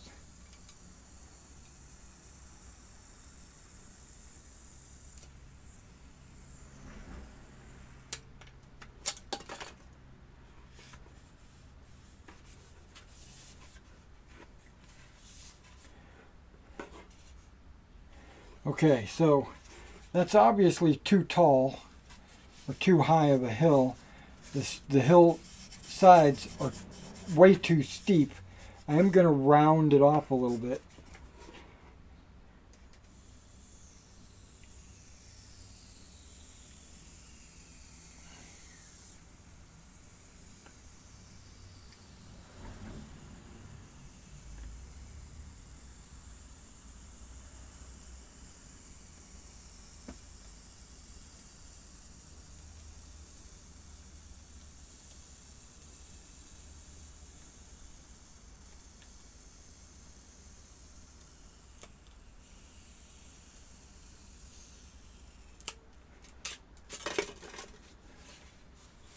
That's much better, but still not there yet.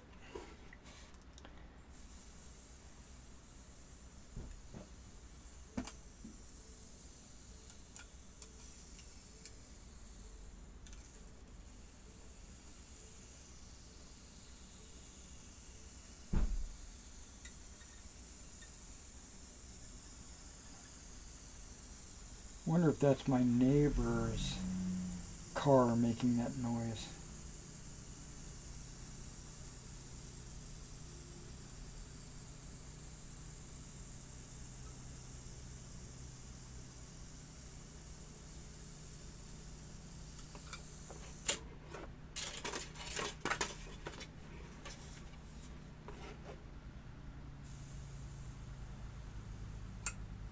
Yeah, it's gotta be.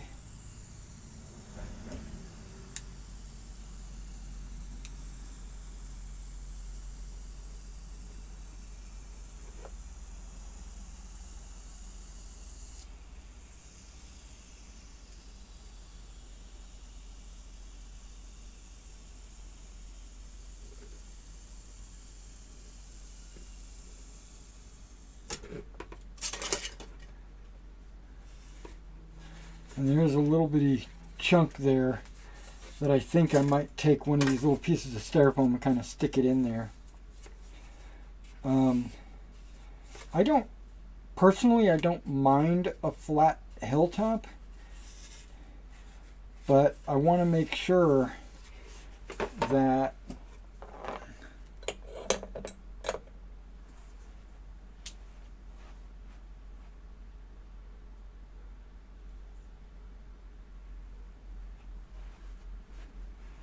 these figures can move up and down this hill without falling over. Okay, that's actually not bad. They're not falling over. That's a good angle.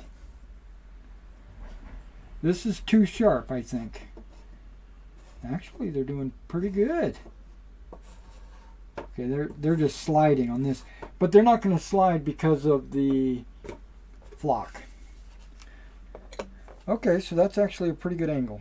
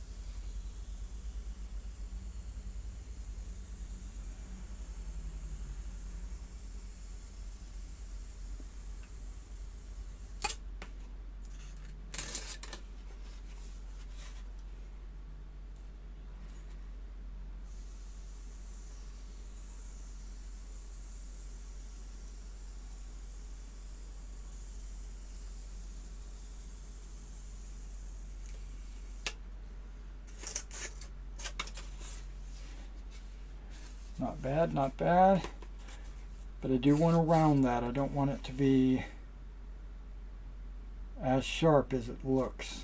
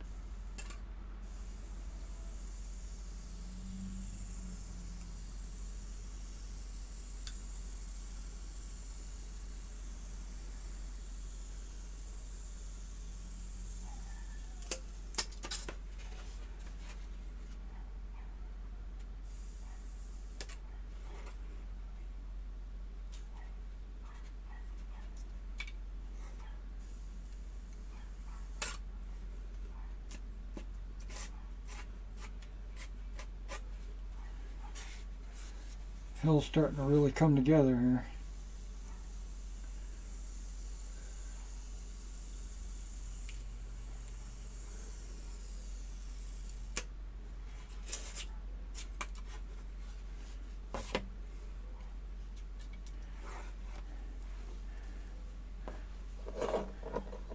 Let that reheat itself, because as you use it, it'll cool off. Okay, I'm going to get a piece of foam. I'm just going to glue it right in there.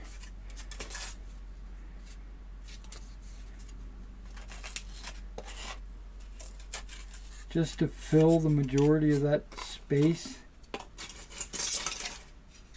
Oh yeah, here we go.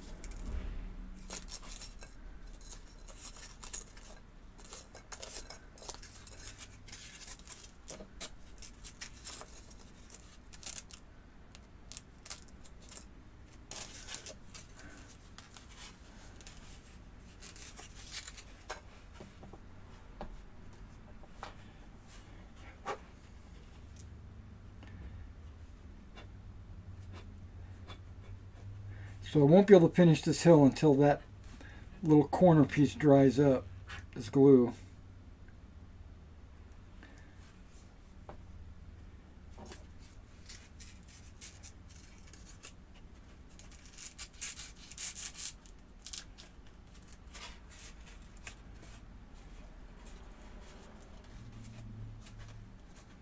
Okay, so I'm going to let that little piece dry up before I go in and just trim it out. But I think that hill looks pretty good. You guys like it? I like it.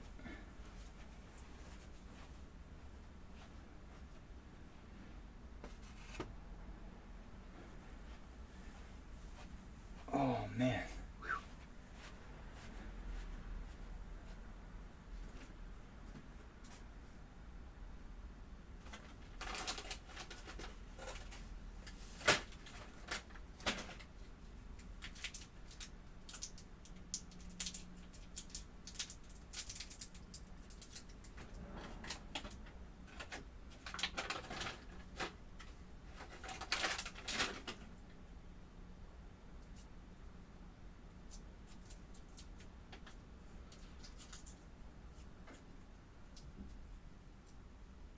It's already 1 o'clock? Dang.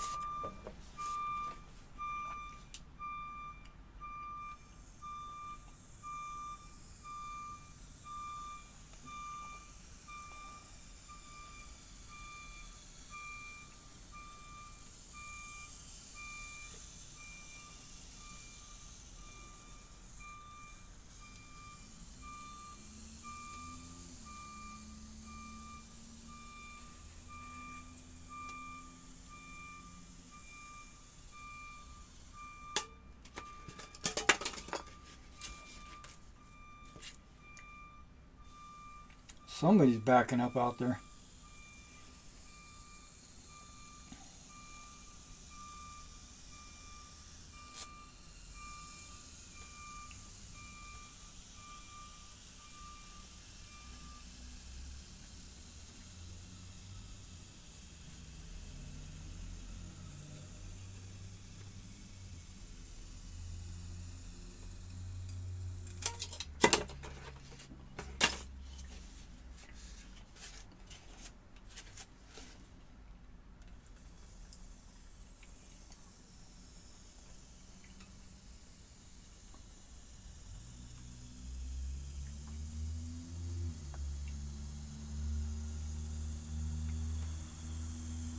Now, yesterday you probably saw me dig out some of my old Field of Glory terrain that I did like 10 years ago. And I had styrofoam hills, but they didn't have a base. And the downside was they're fragile, they break. And they were a lot thin. Well, no, I guess they're about the same thickness. It was a different type of styrofoam, though. It was the white, bubbly, you know, the styrofoam that's got like little white bubbles in it. Or beads, I should say.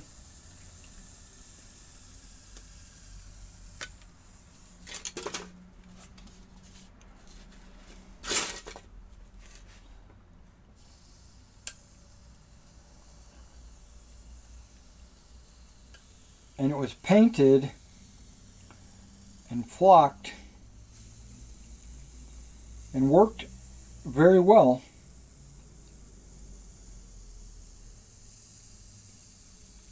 Just fragile. They would break very easily.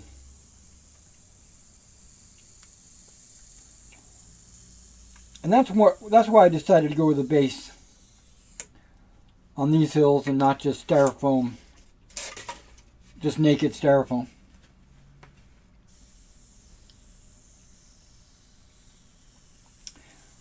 This will give it some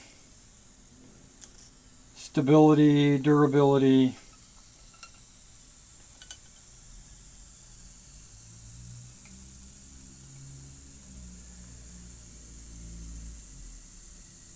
I'm not expecting any orders in right now. I hear the mail running.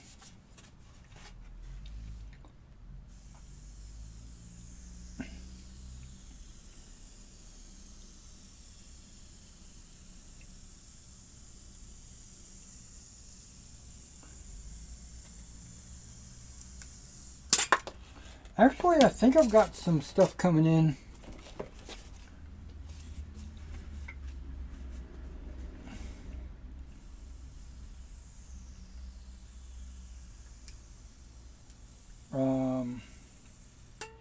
Maybe not. Maybe not. Maybe I don't. If you guys didn't know, Plaid Crafts has got a sale. It's only going on for a couple more days. It's 30% off of everything on their website.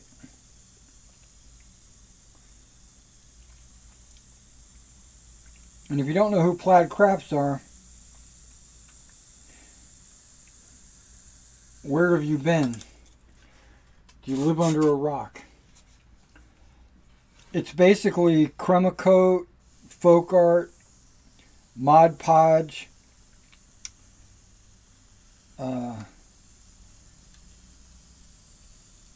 Americana. Basically, it's a lot of different craft paints, but most importantly, Mod Podge. And so I went to the website to take advantage of this 30% off sale of everything. And I made an order that was about $40, something like that. And I was thinking, okay, I got everything I need. $40, everything's good. And then I went to check out and I applied that coupon code or whatever to get the 30% off, and it said it didn't apply to my order. So then I read the fine print, and it says 30% off of every order that's at least $70 or more. And I was like, okay, so I can add some stuff and then take the 30% off. But then it would be too expensive. You know, because I was anticipating.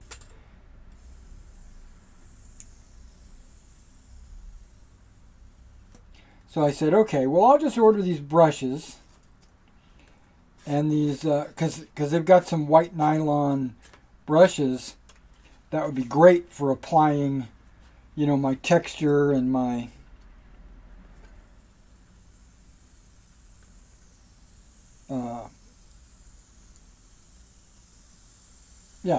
for working on big pieces. And so I said, okay, yeah, I'll grab these. They're only a few bucks, and then I'll grab this hard coat Mod Podge. And I said, okay, so that's about $20. And I said, okay, I'm willing to do that. I went to check out. Shipping was $11. It's probably because of the Mod Podge. I don't know if they consider that toxic or, you know, liquid or whatever. They might have to ship it special.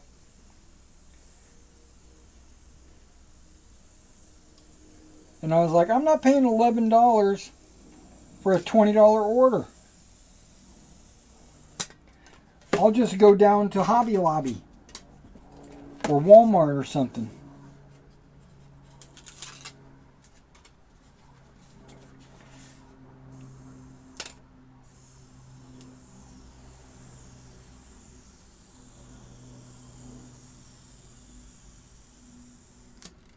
Okay, this one is a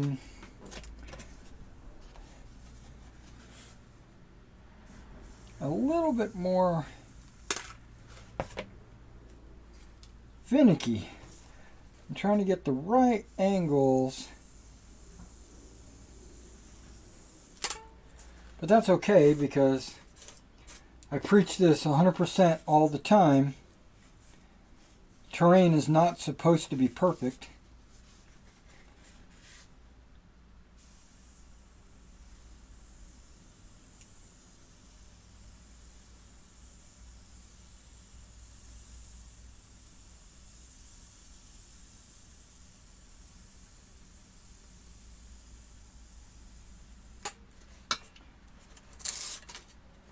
Yeah, that puts the hill closer to the center.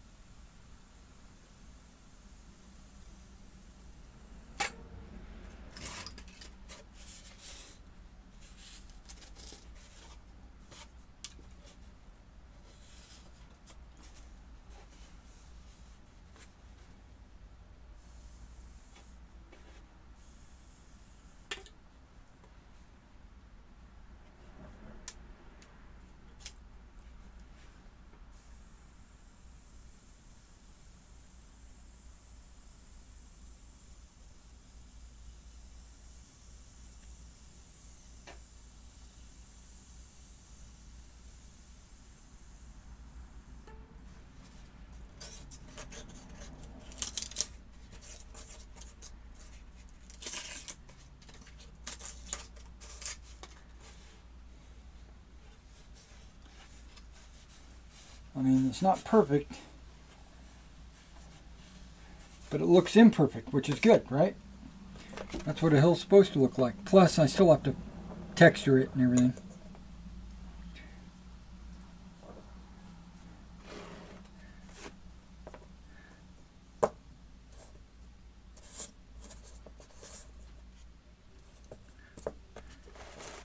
Okay, that slope just looks like it's a little bit too much.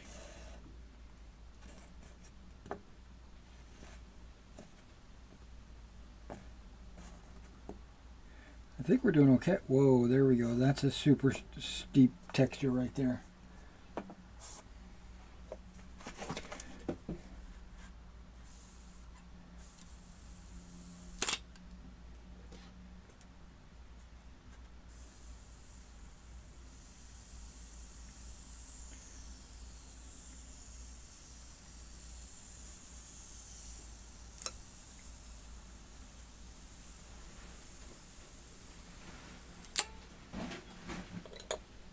We got some heavy winds outside. I hear some stuff blowing around. Yeah, that hill looks outstanding. Outstanding in a field.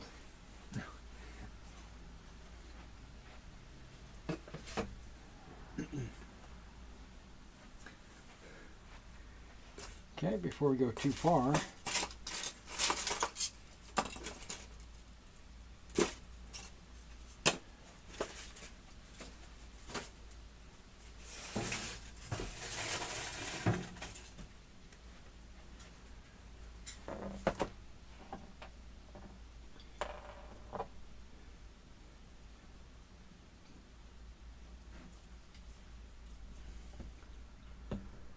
okay, those are little hills. Now we got some big hills. I don't think I'm going to be able to finish all this today.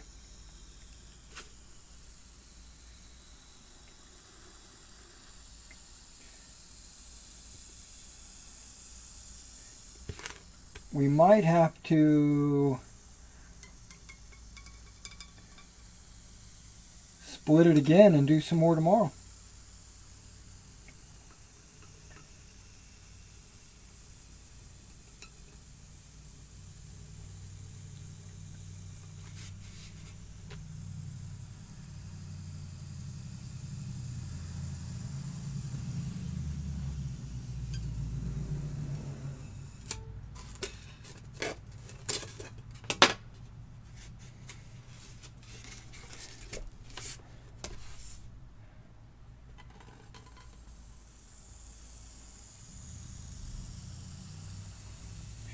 I'm starting with like a 45-degree cut,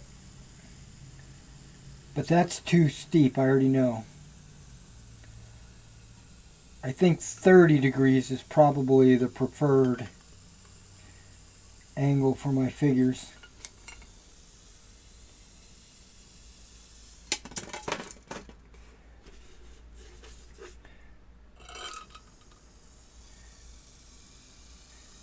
But the 45 will get us in the ballpark.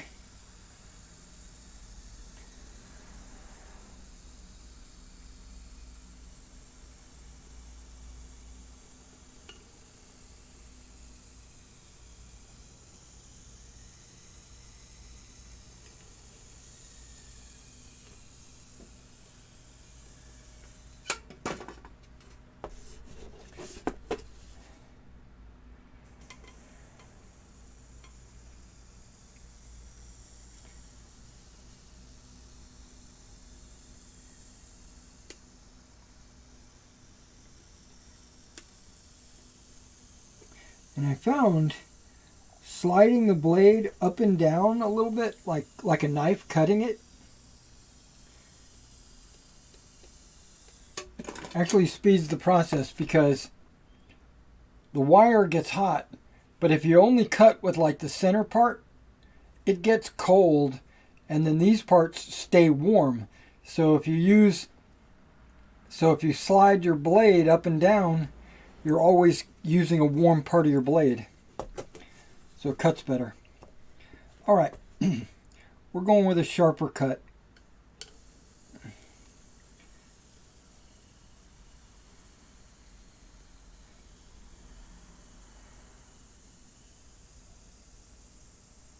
Maybe a 30 degrees, something like that. I'm not using a protractor, so I can't tell you exactly.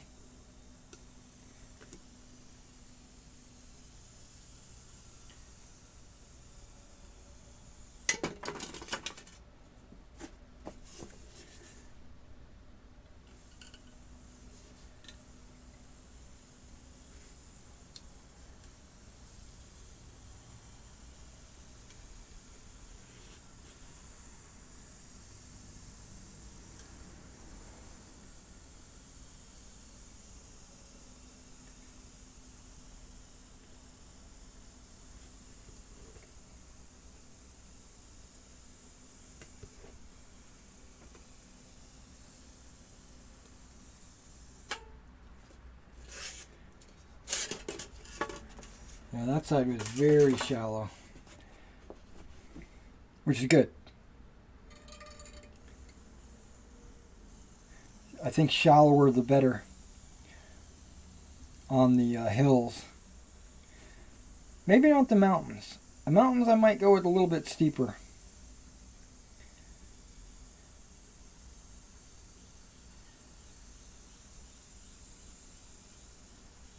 Probably not.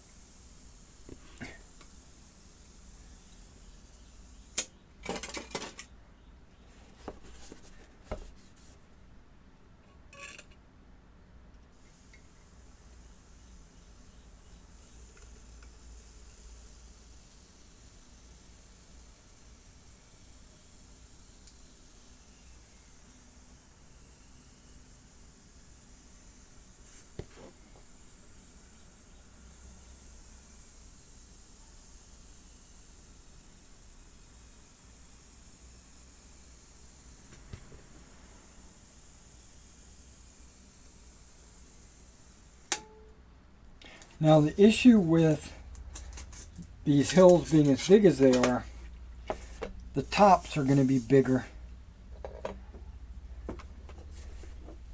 And I got to really kind of bring that into alignment.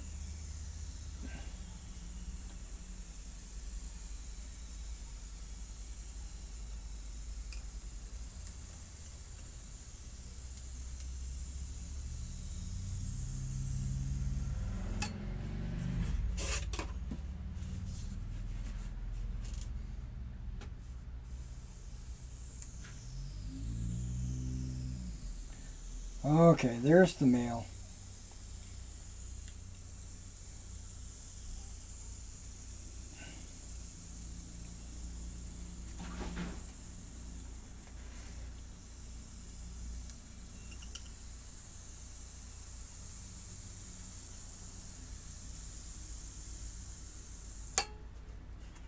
Sounded like a package got dropped.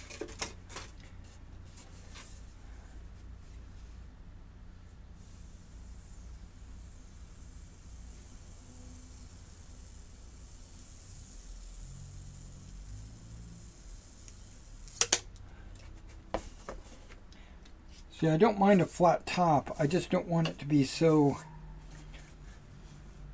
stark of a transition.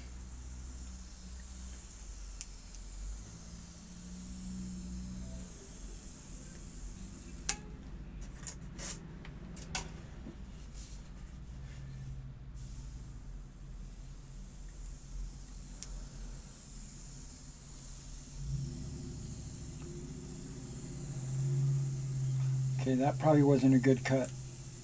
I think I messed that one up. But I can fix it. See how I did that little extra? Yikes.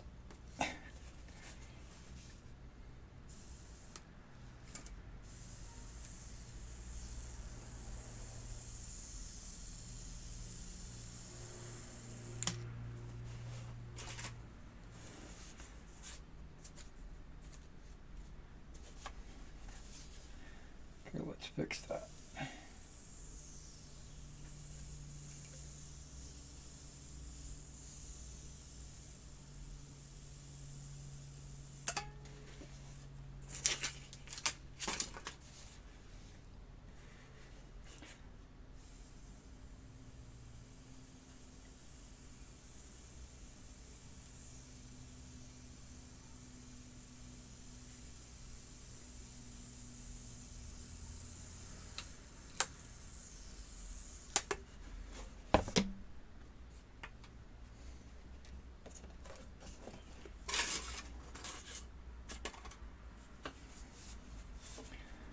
It's a little stark on this side. Sharp edges, you know what I mean?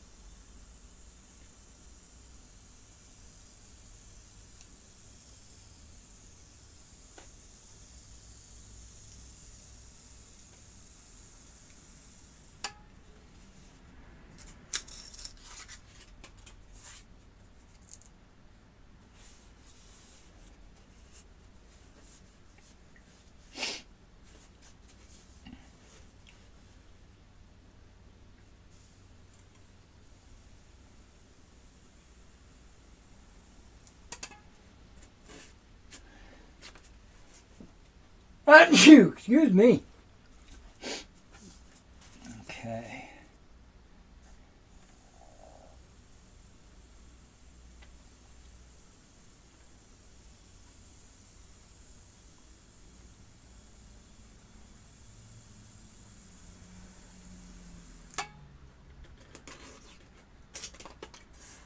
What I'm trying to do now is kind of make this ridge line go this way.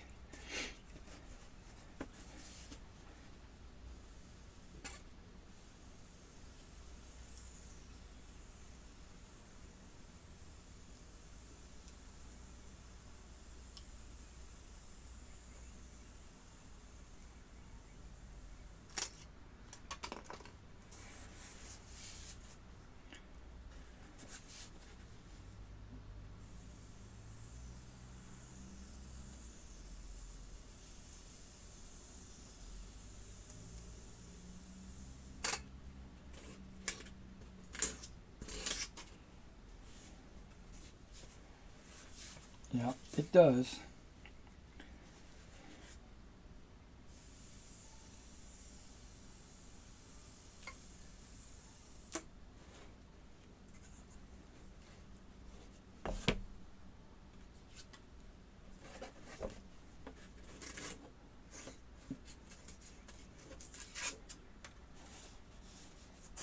Alright, I like that hill. I still have to paint it.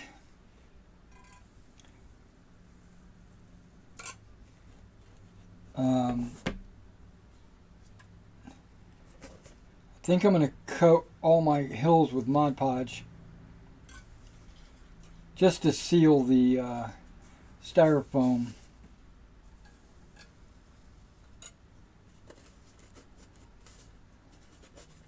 But I am going to put texture paste on it as well. So I don't know if I need to do the Mod Podge, but I think I am, just to make it a little bit more durable. Okay, so that matches all my bevel, except for right there. There we go. Yeah, so the hill goes down to all the bevels.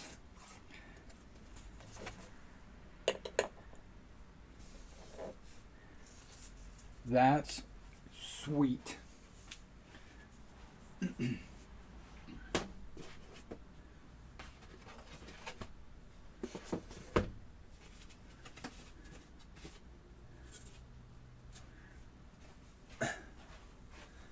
Okay, I don't know if this glue is dry yet, but it's close. Okay, I just thought about it. I was like, I'm going to cut it. No, I'm not. I'm going to wait till I cut this one before I jump on that one. Okay, we're going to start with something steep. We're not going to go with the 45 cut. We're going to go with a 30 from the jump.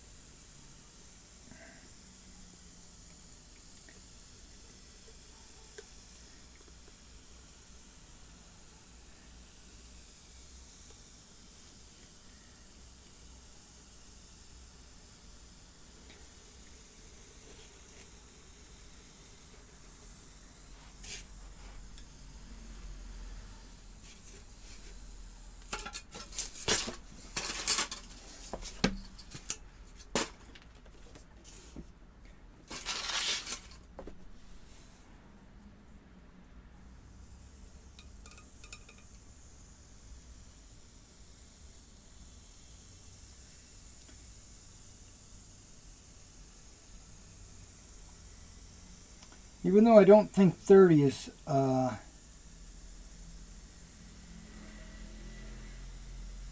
perfect, it gets us real close.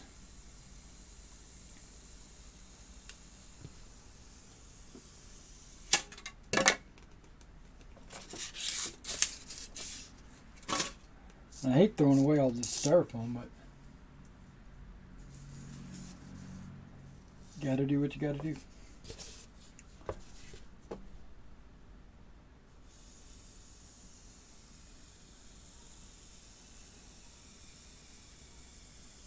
So my wife's at work and my son is at work.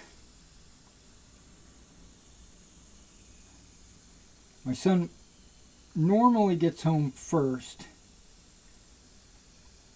around this time, and then my wife gets home a couple hours later, just depending on what job she's doing, because she's a temp.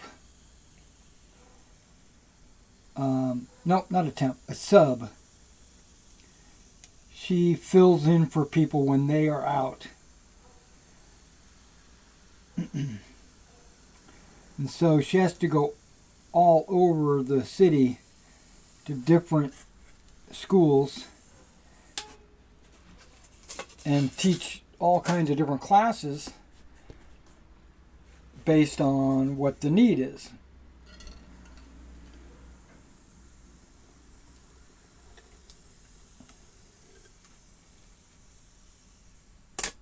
Like yesterday, she went to a brand new elementary school built at a brand new subdivision.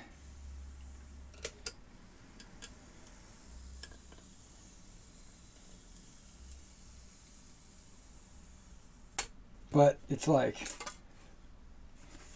30 minutes away or something like that. It's like super far.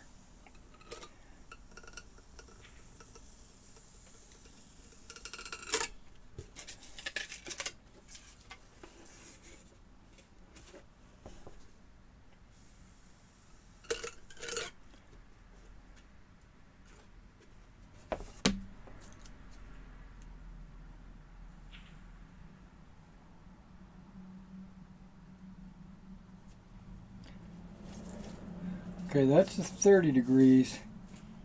That's a good start, but now let's cut it off even more.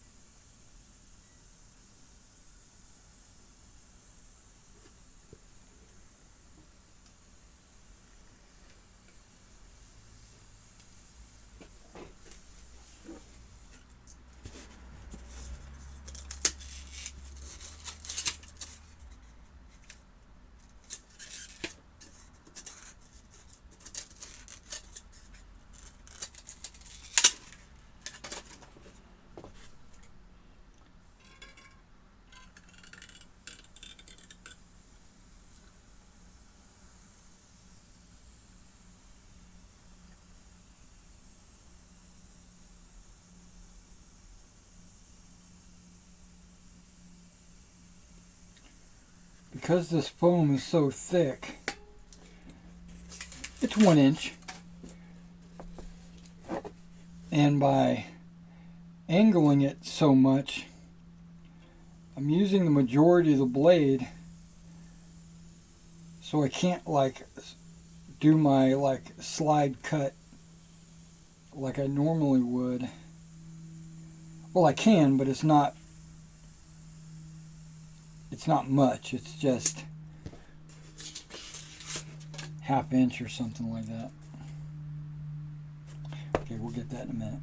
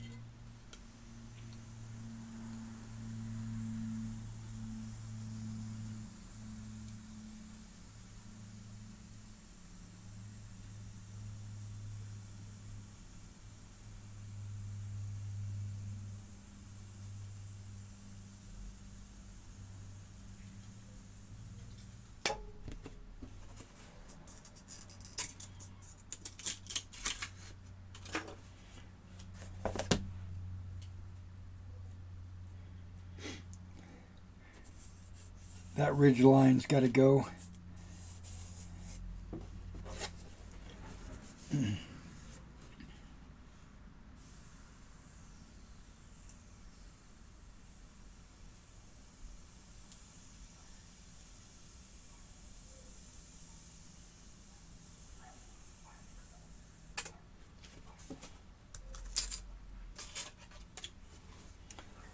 Okay. So now, okay, this ridge line.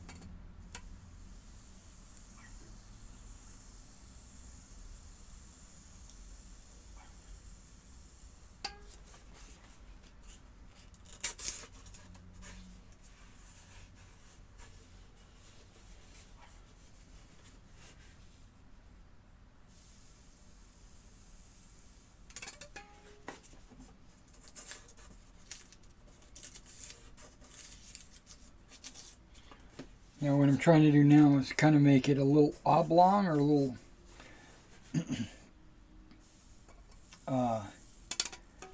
oval, so it looks like the ridgeline is right here.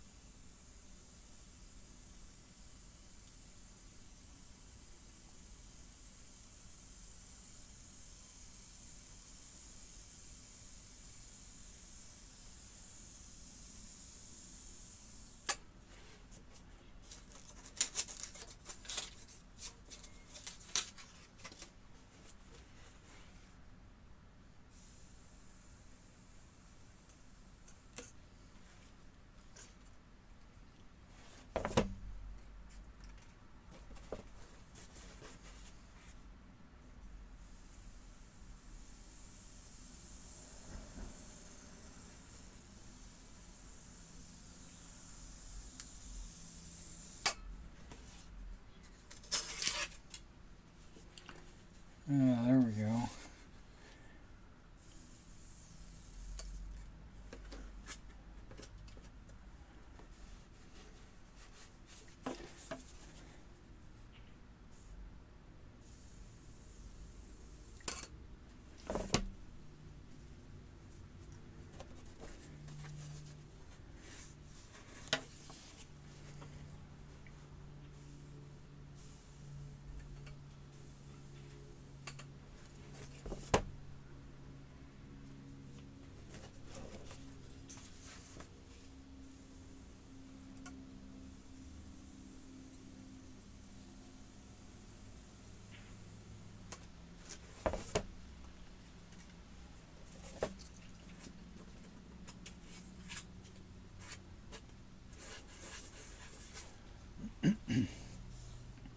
Okay.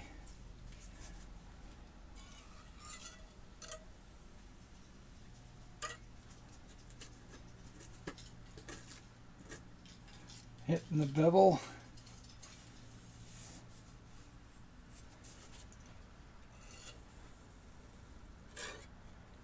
That looks good.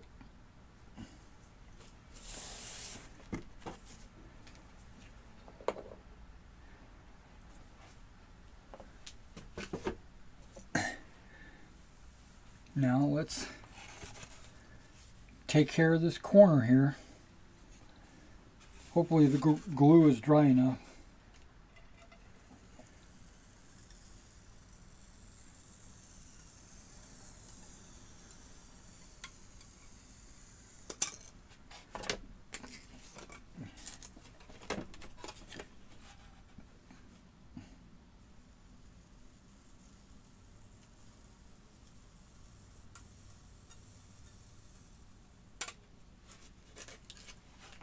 There we go. Build in that little corner piece.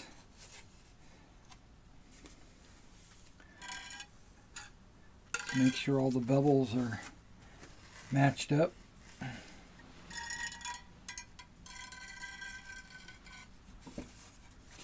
There's a little gap there, but that's fine.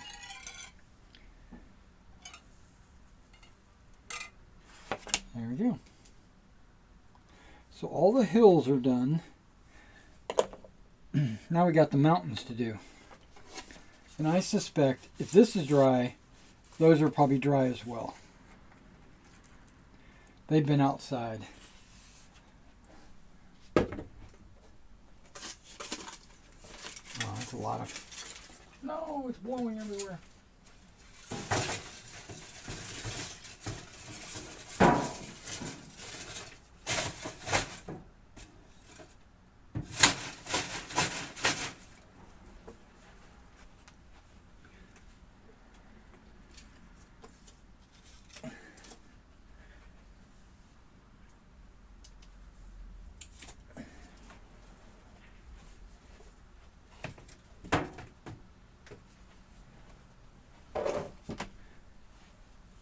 Oh, the screen is open. Dang it.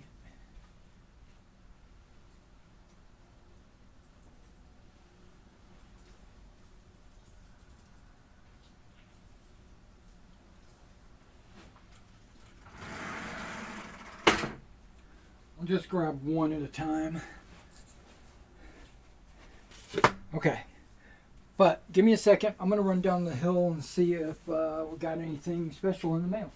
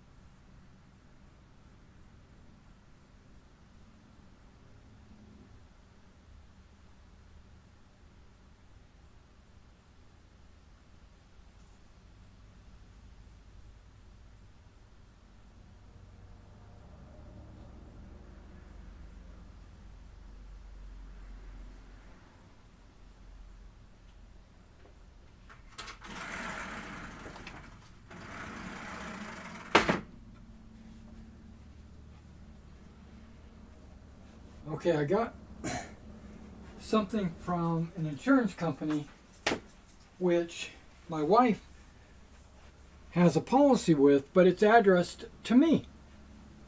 What the heck? Okay, give me a second. I need to catch my breath.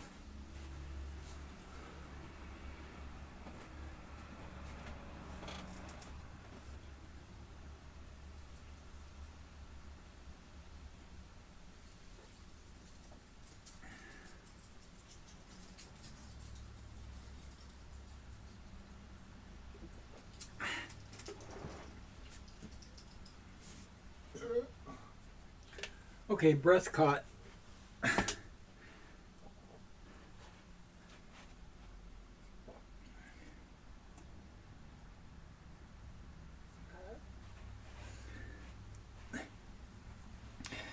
All right, mountain. Well, for one thing, I want the hill slope to go from one foam to the next. So that's going to kind of dictate the angle that I cut.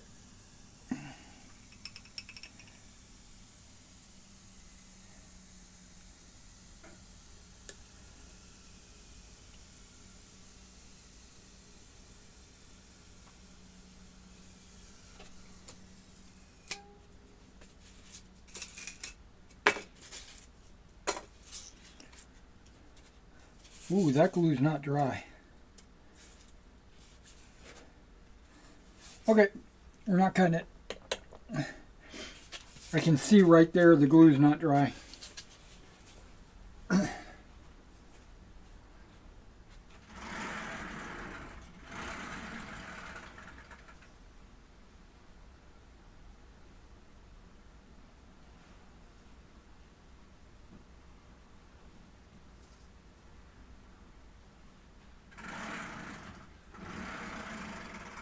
Took it outside, put some weight on it.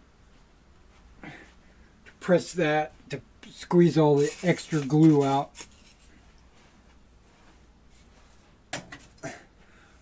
Anyway, I've been thinking I'm not going to be able to finish these today, right? This is like a whole week-long project, it seems like. But let's see how. Okay, I can turn this off because I'm not doing any more foam cutting.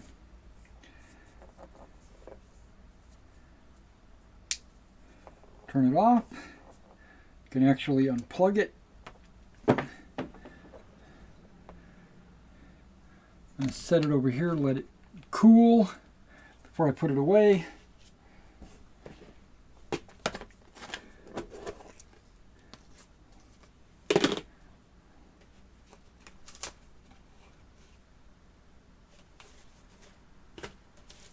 some of this clump foliage got stuck on the crops, which is okay, you know, it's no big deal, but it just doesn't belong there. And there you go. Velcro.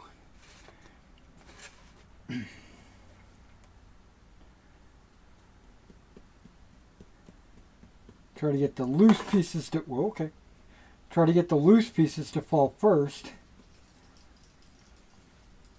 before I start picking at it.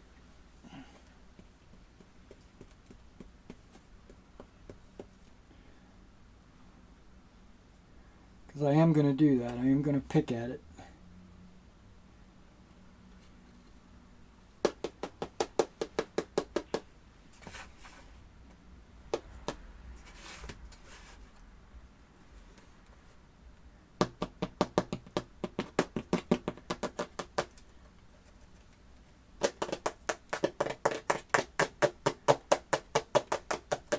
You can probably see it raining clump foliage.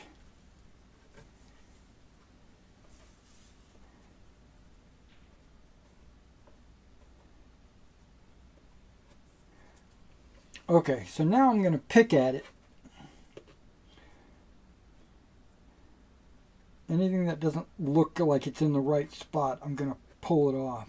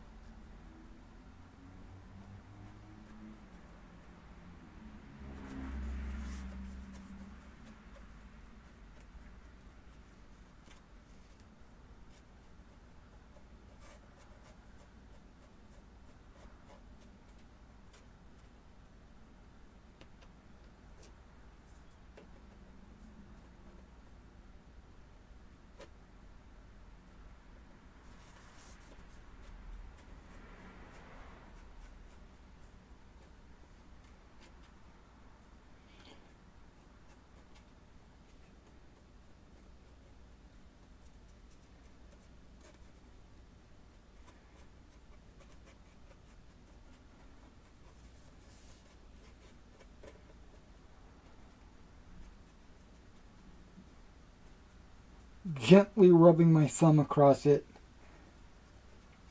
trying to dislodge anything that's precariously held on. I mean, if it's on, I'm going to leave it, you know. But like if it's just dangling or only being held on because it's attached to another piece that's being held on, I'm going to pull it off.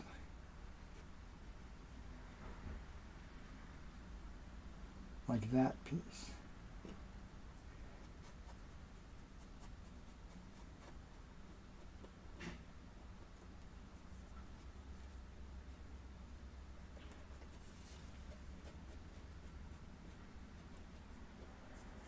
Oh, okay. I thought that was a super thick corner, but once I ran my thumb across it, thinned out.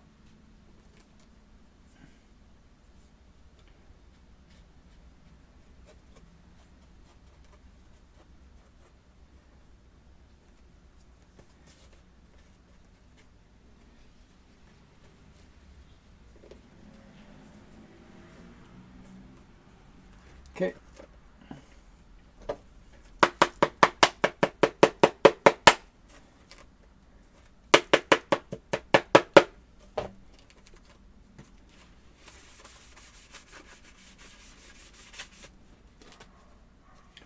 All right, that doesn't look too shabby.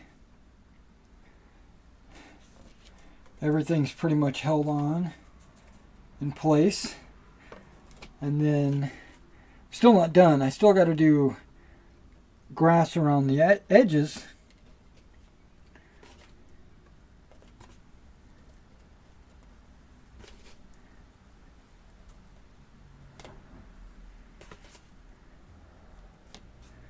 These crops go on the inside. It's going to look good.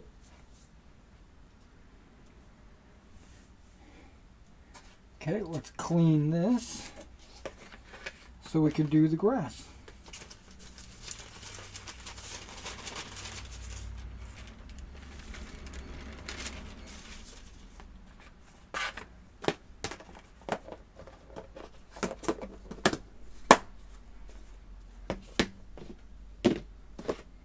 Yep, that's the one I'm doing.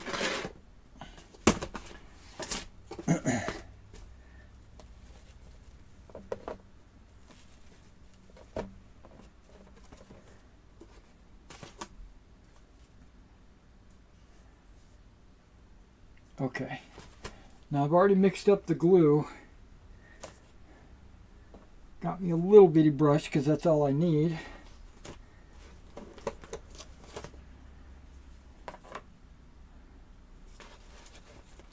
We're going to do this in chunks.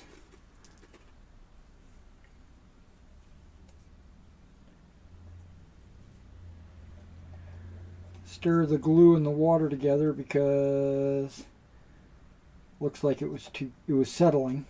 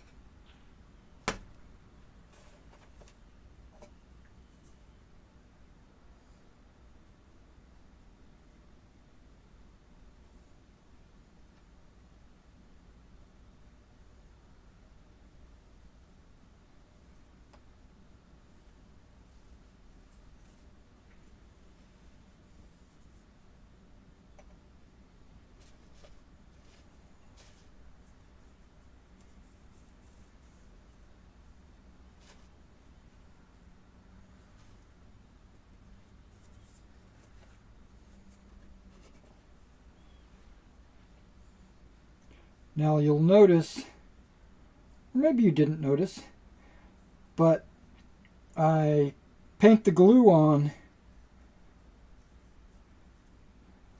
further than where I flock. That way I don't have to put the glue right up, the second wave or whatever of glue doesn't have to go up to the flock because I didn't flock all the way to the edge of the glue. If that makes any sense. You can see exposed glue right there. That way the second time I just connect.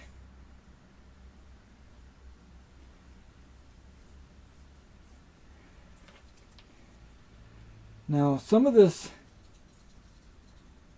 is hitting the clump foliage.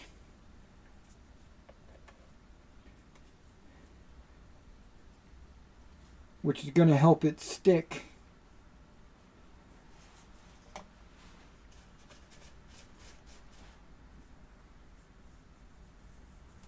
Hopefully.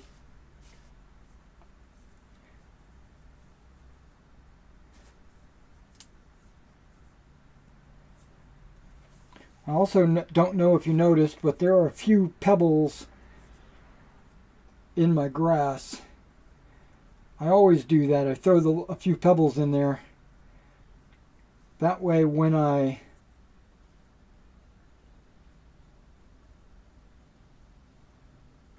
okay, interesting. When I coat a base,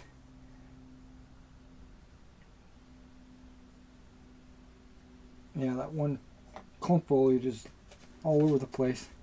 But that's all right. It's going to get some of this grass on it as well. So like when I'm sprinkling, some of those stones might actually get stuck in the glue.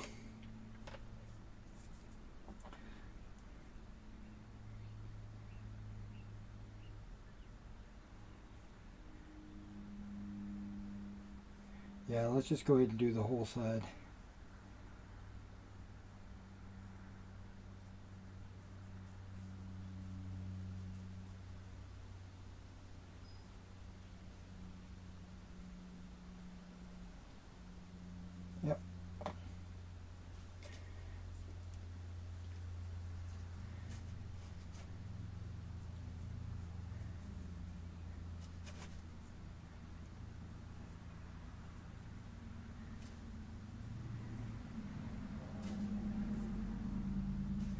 This is a 2.5 millimeter static grass. I don't feel like I need any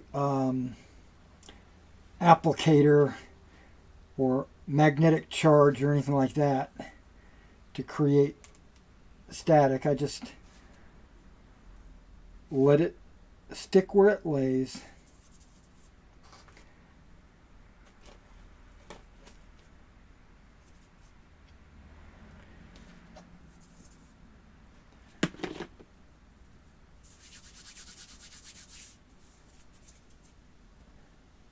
Okay.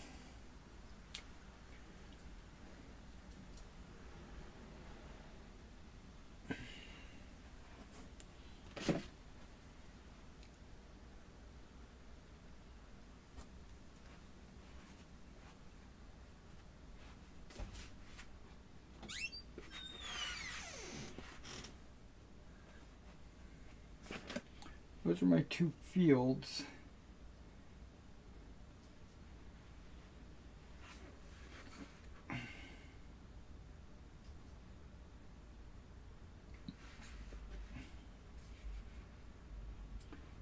Going to put clump foliage around the outer edge and then static, and then put the grass on them. Hills outside. Some tree bases outside that are drying because I put some water on them. Okay.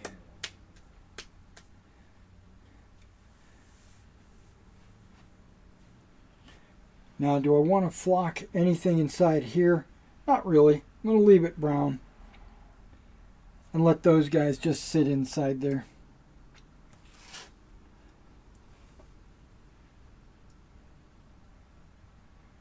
Okay. This usually takes about 30 minutes to dry before I shake it completely off. So what we're going to do is we're just going to end the video today here. I'm going to turn off the stream.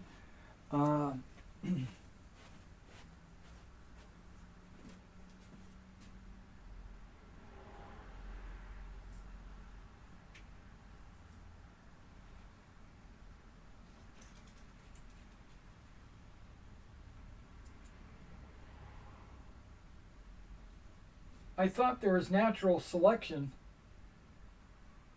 but now I see there is a creator.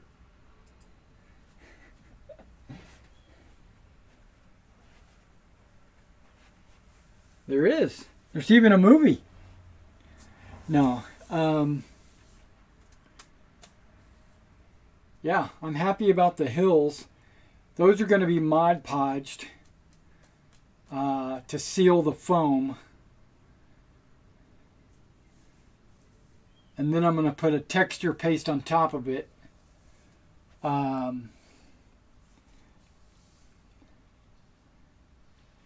could probably do that off camera just so it'll be dry by tomorrow. But I think I'm going to do another video tomorrow. So if you guys are wanting to come by and hang out with me a little bit longer, please do. I'll try to get started by 10:30, but tomorrow I have a feeling it's going to be closer to 11. But I don't know. Just keep your eyes on the channel and you'll see when the video goes live. I do got a lot of cleaning to do, get everything ready for tomorrow. I'm probably not going to touch this until 30 minutes after. Then I'll dump it all off and it'll be done. I'll put it on my shelf, let it sit there for a while. But I'm gonna go ahead and start cleaning, and I'll see you tomorrow if you're back.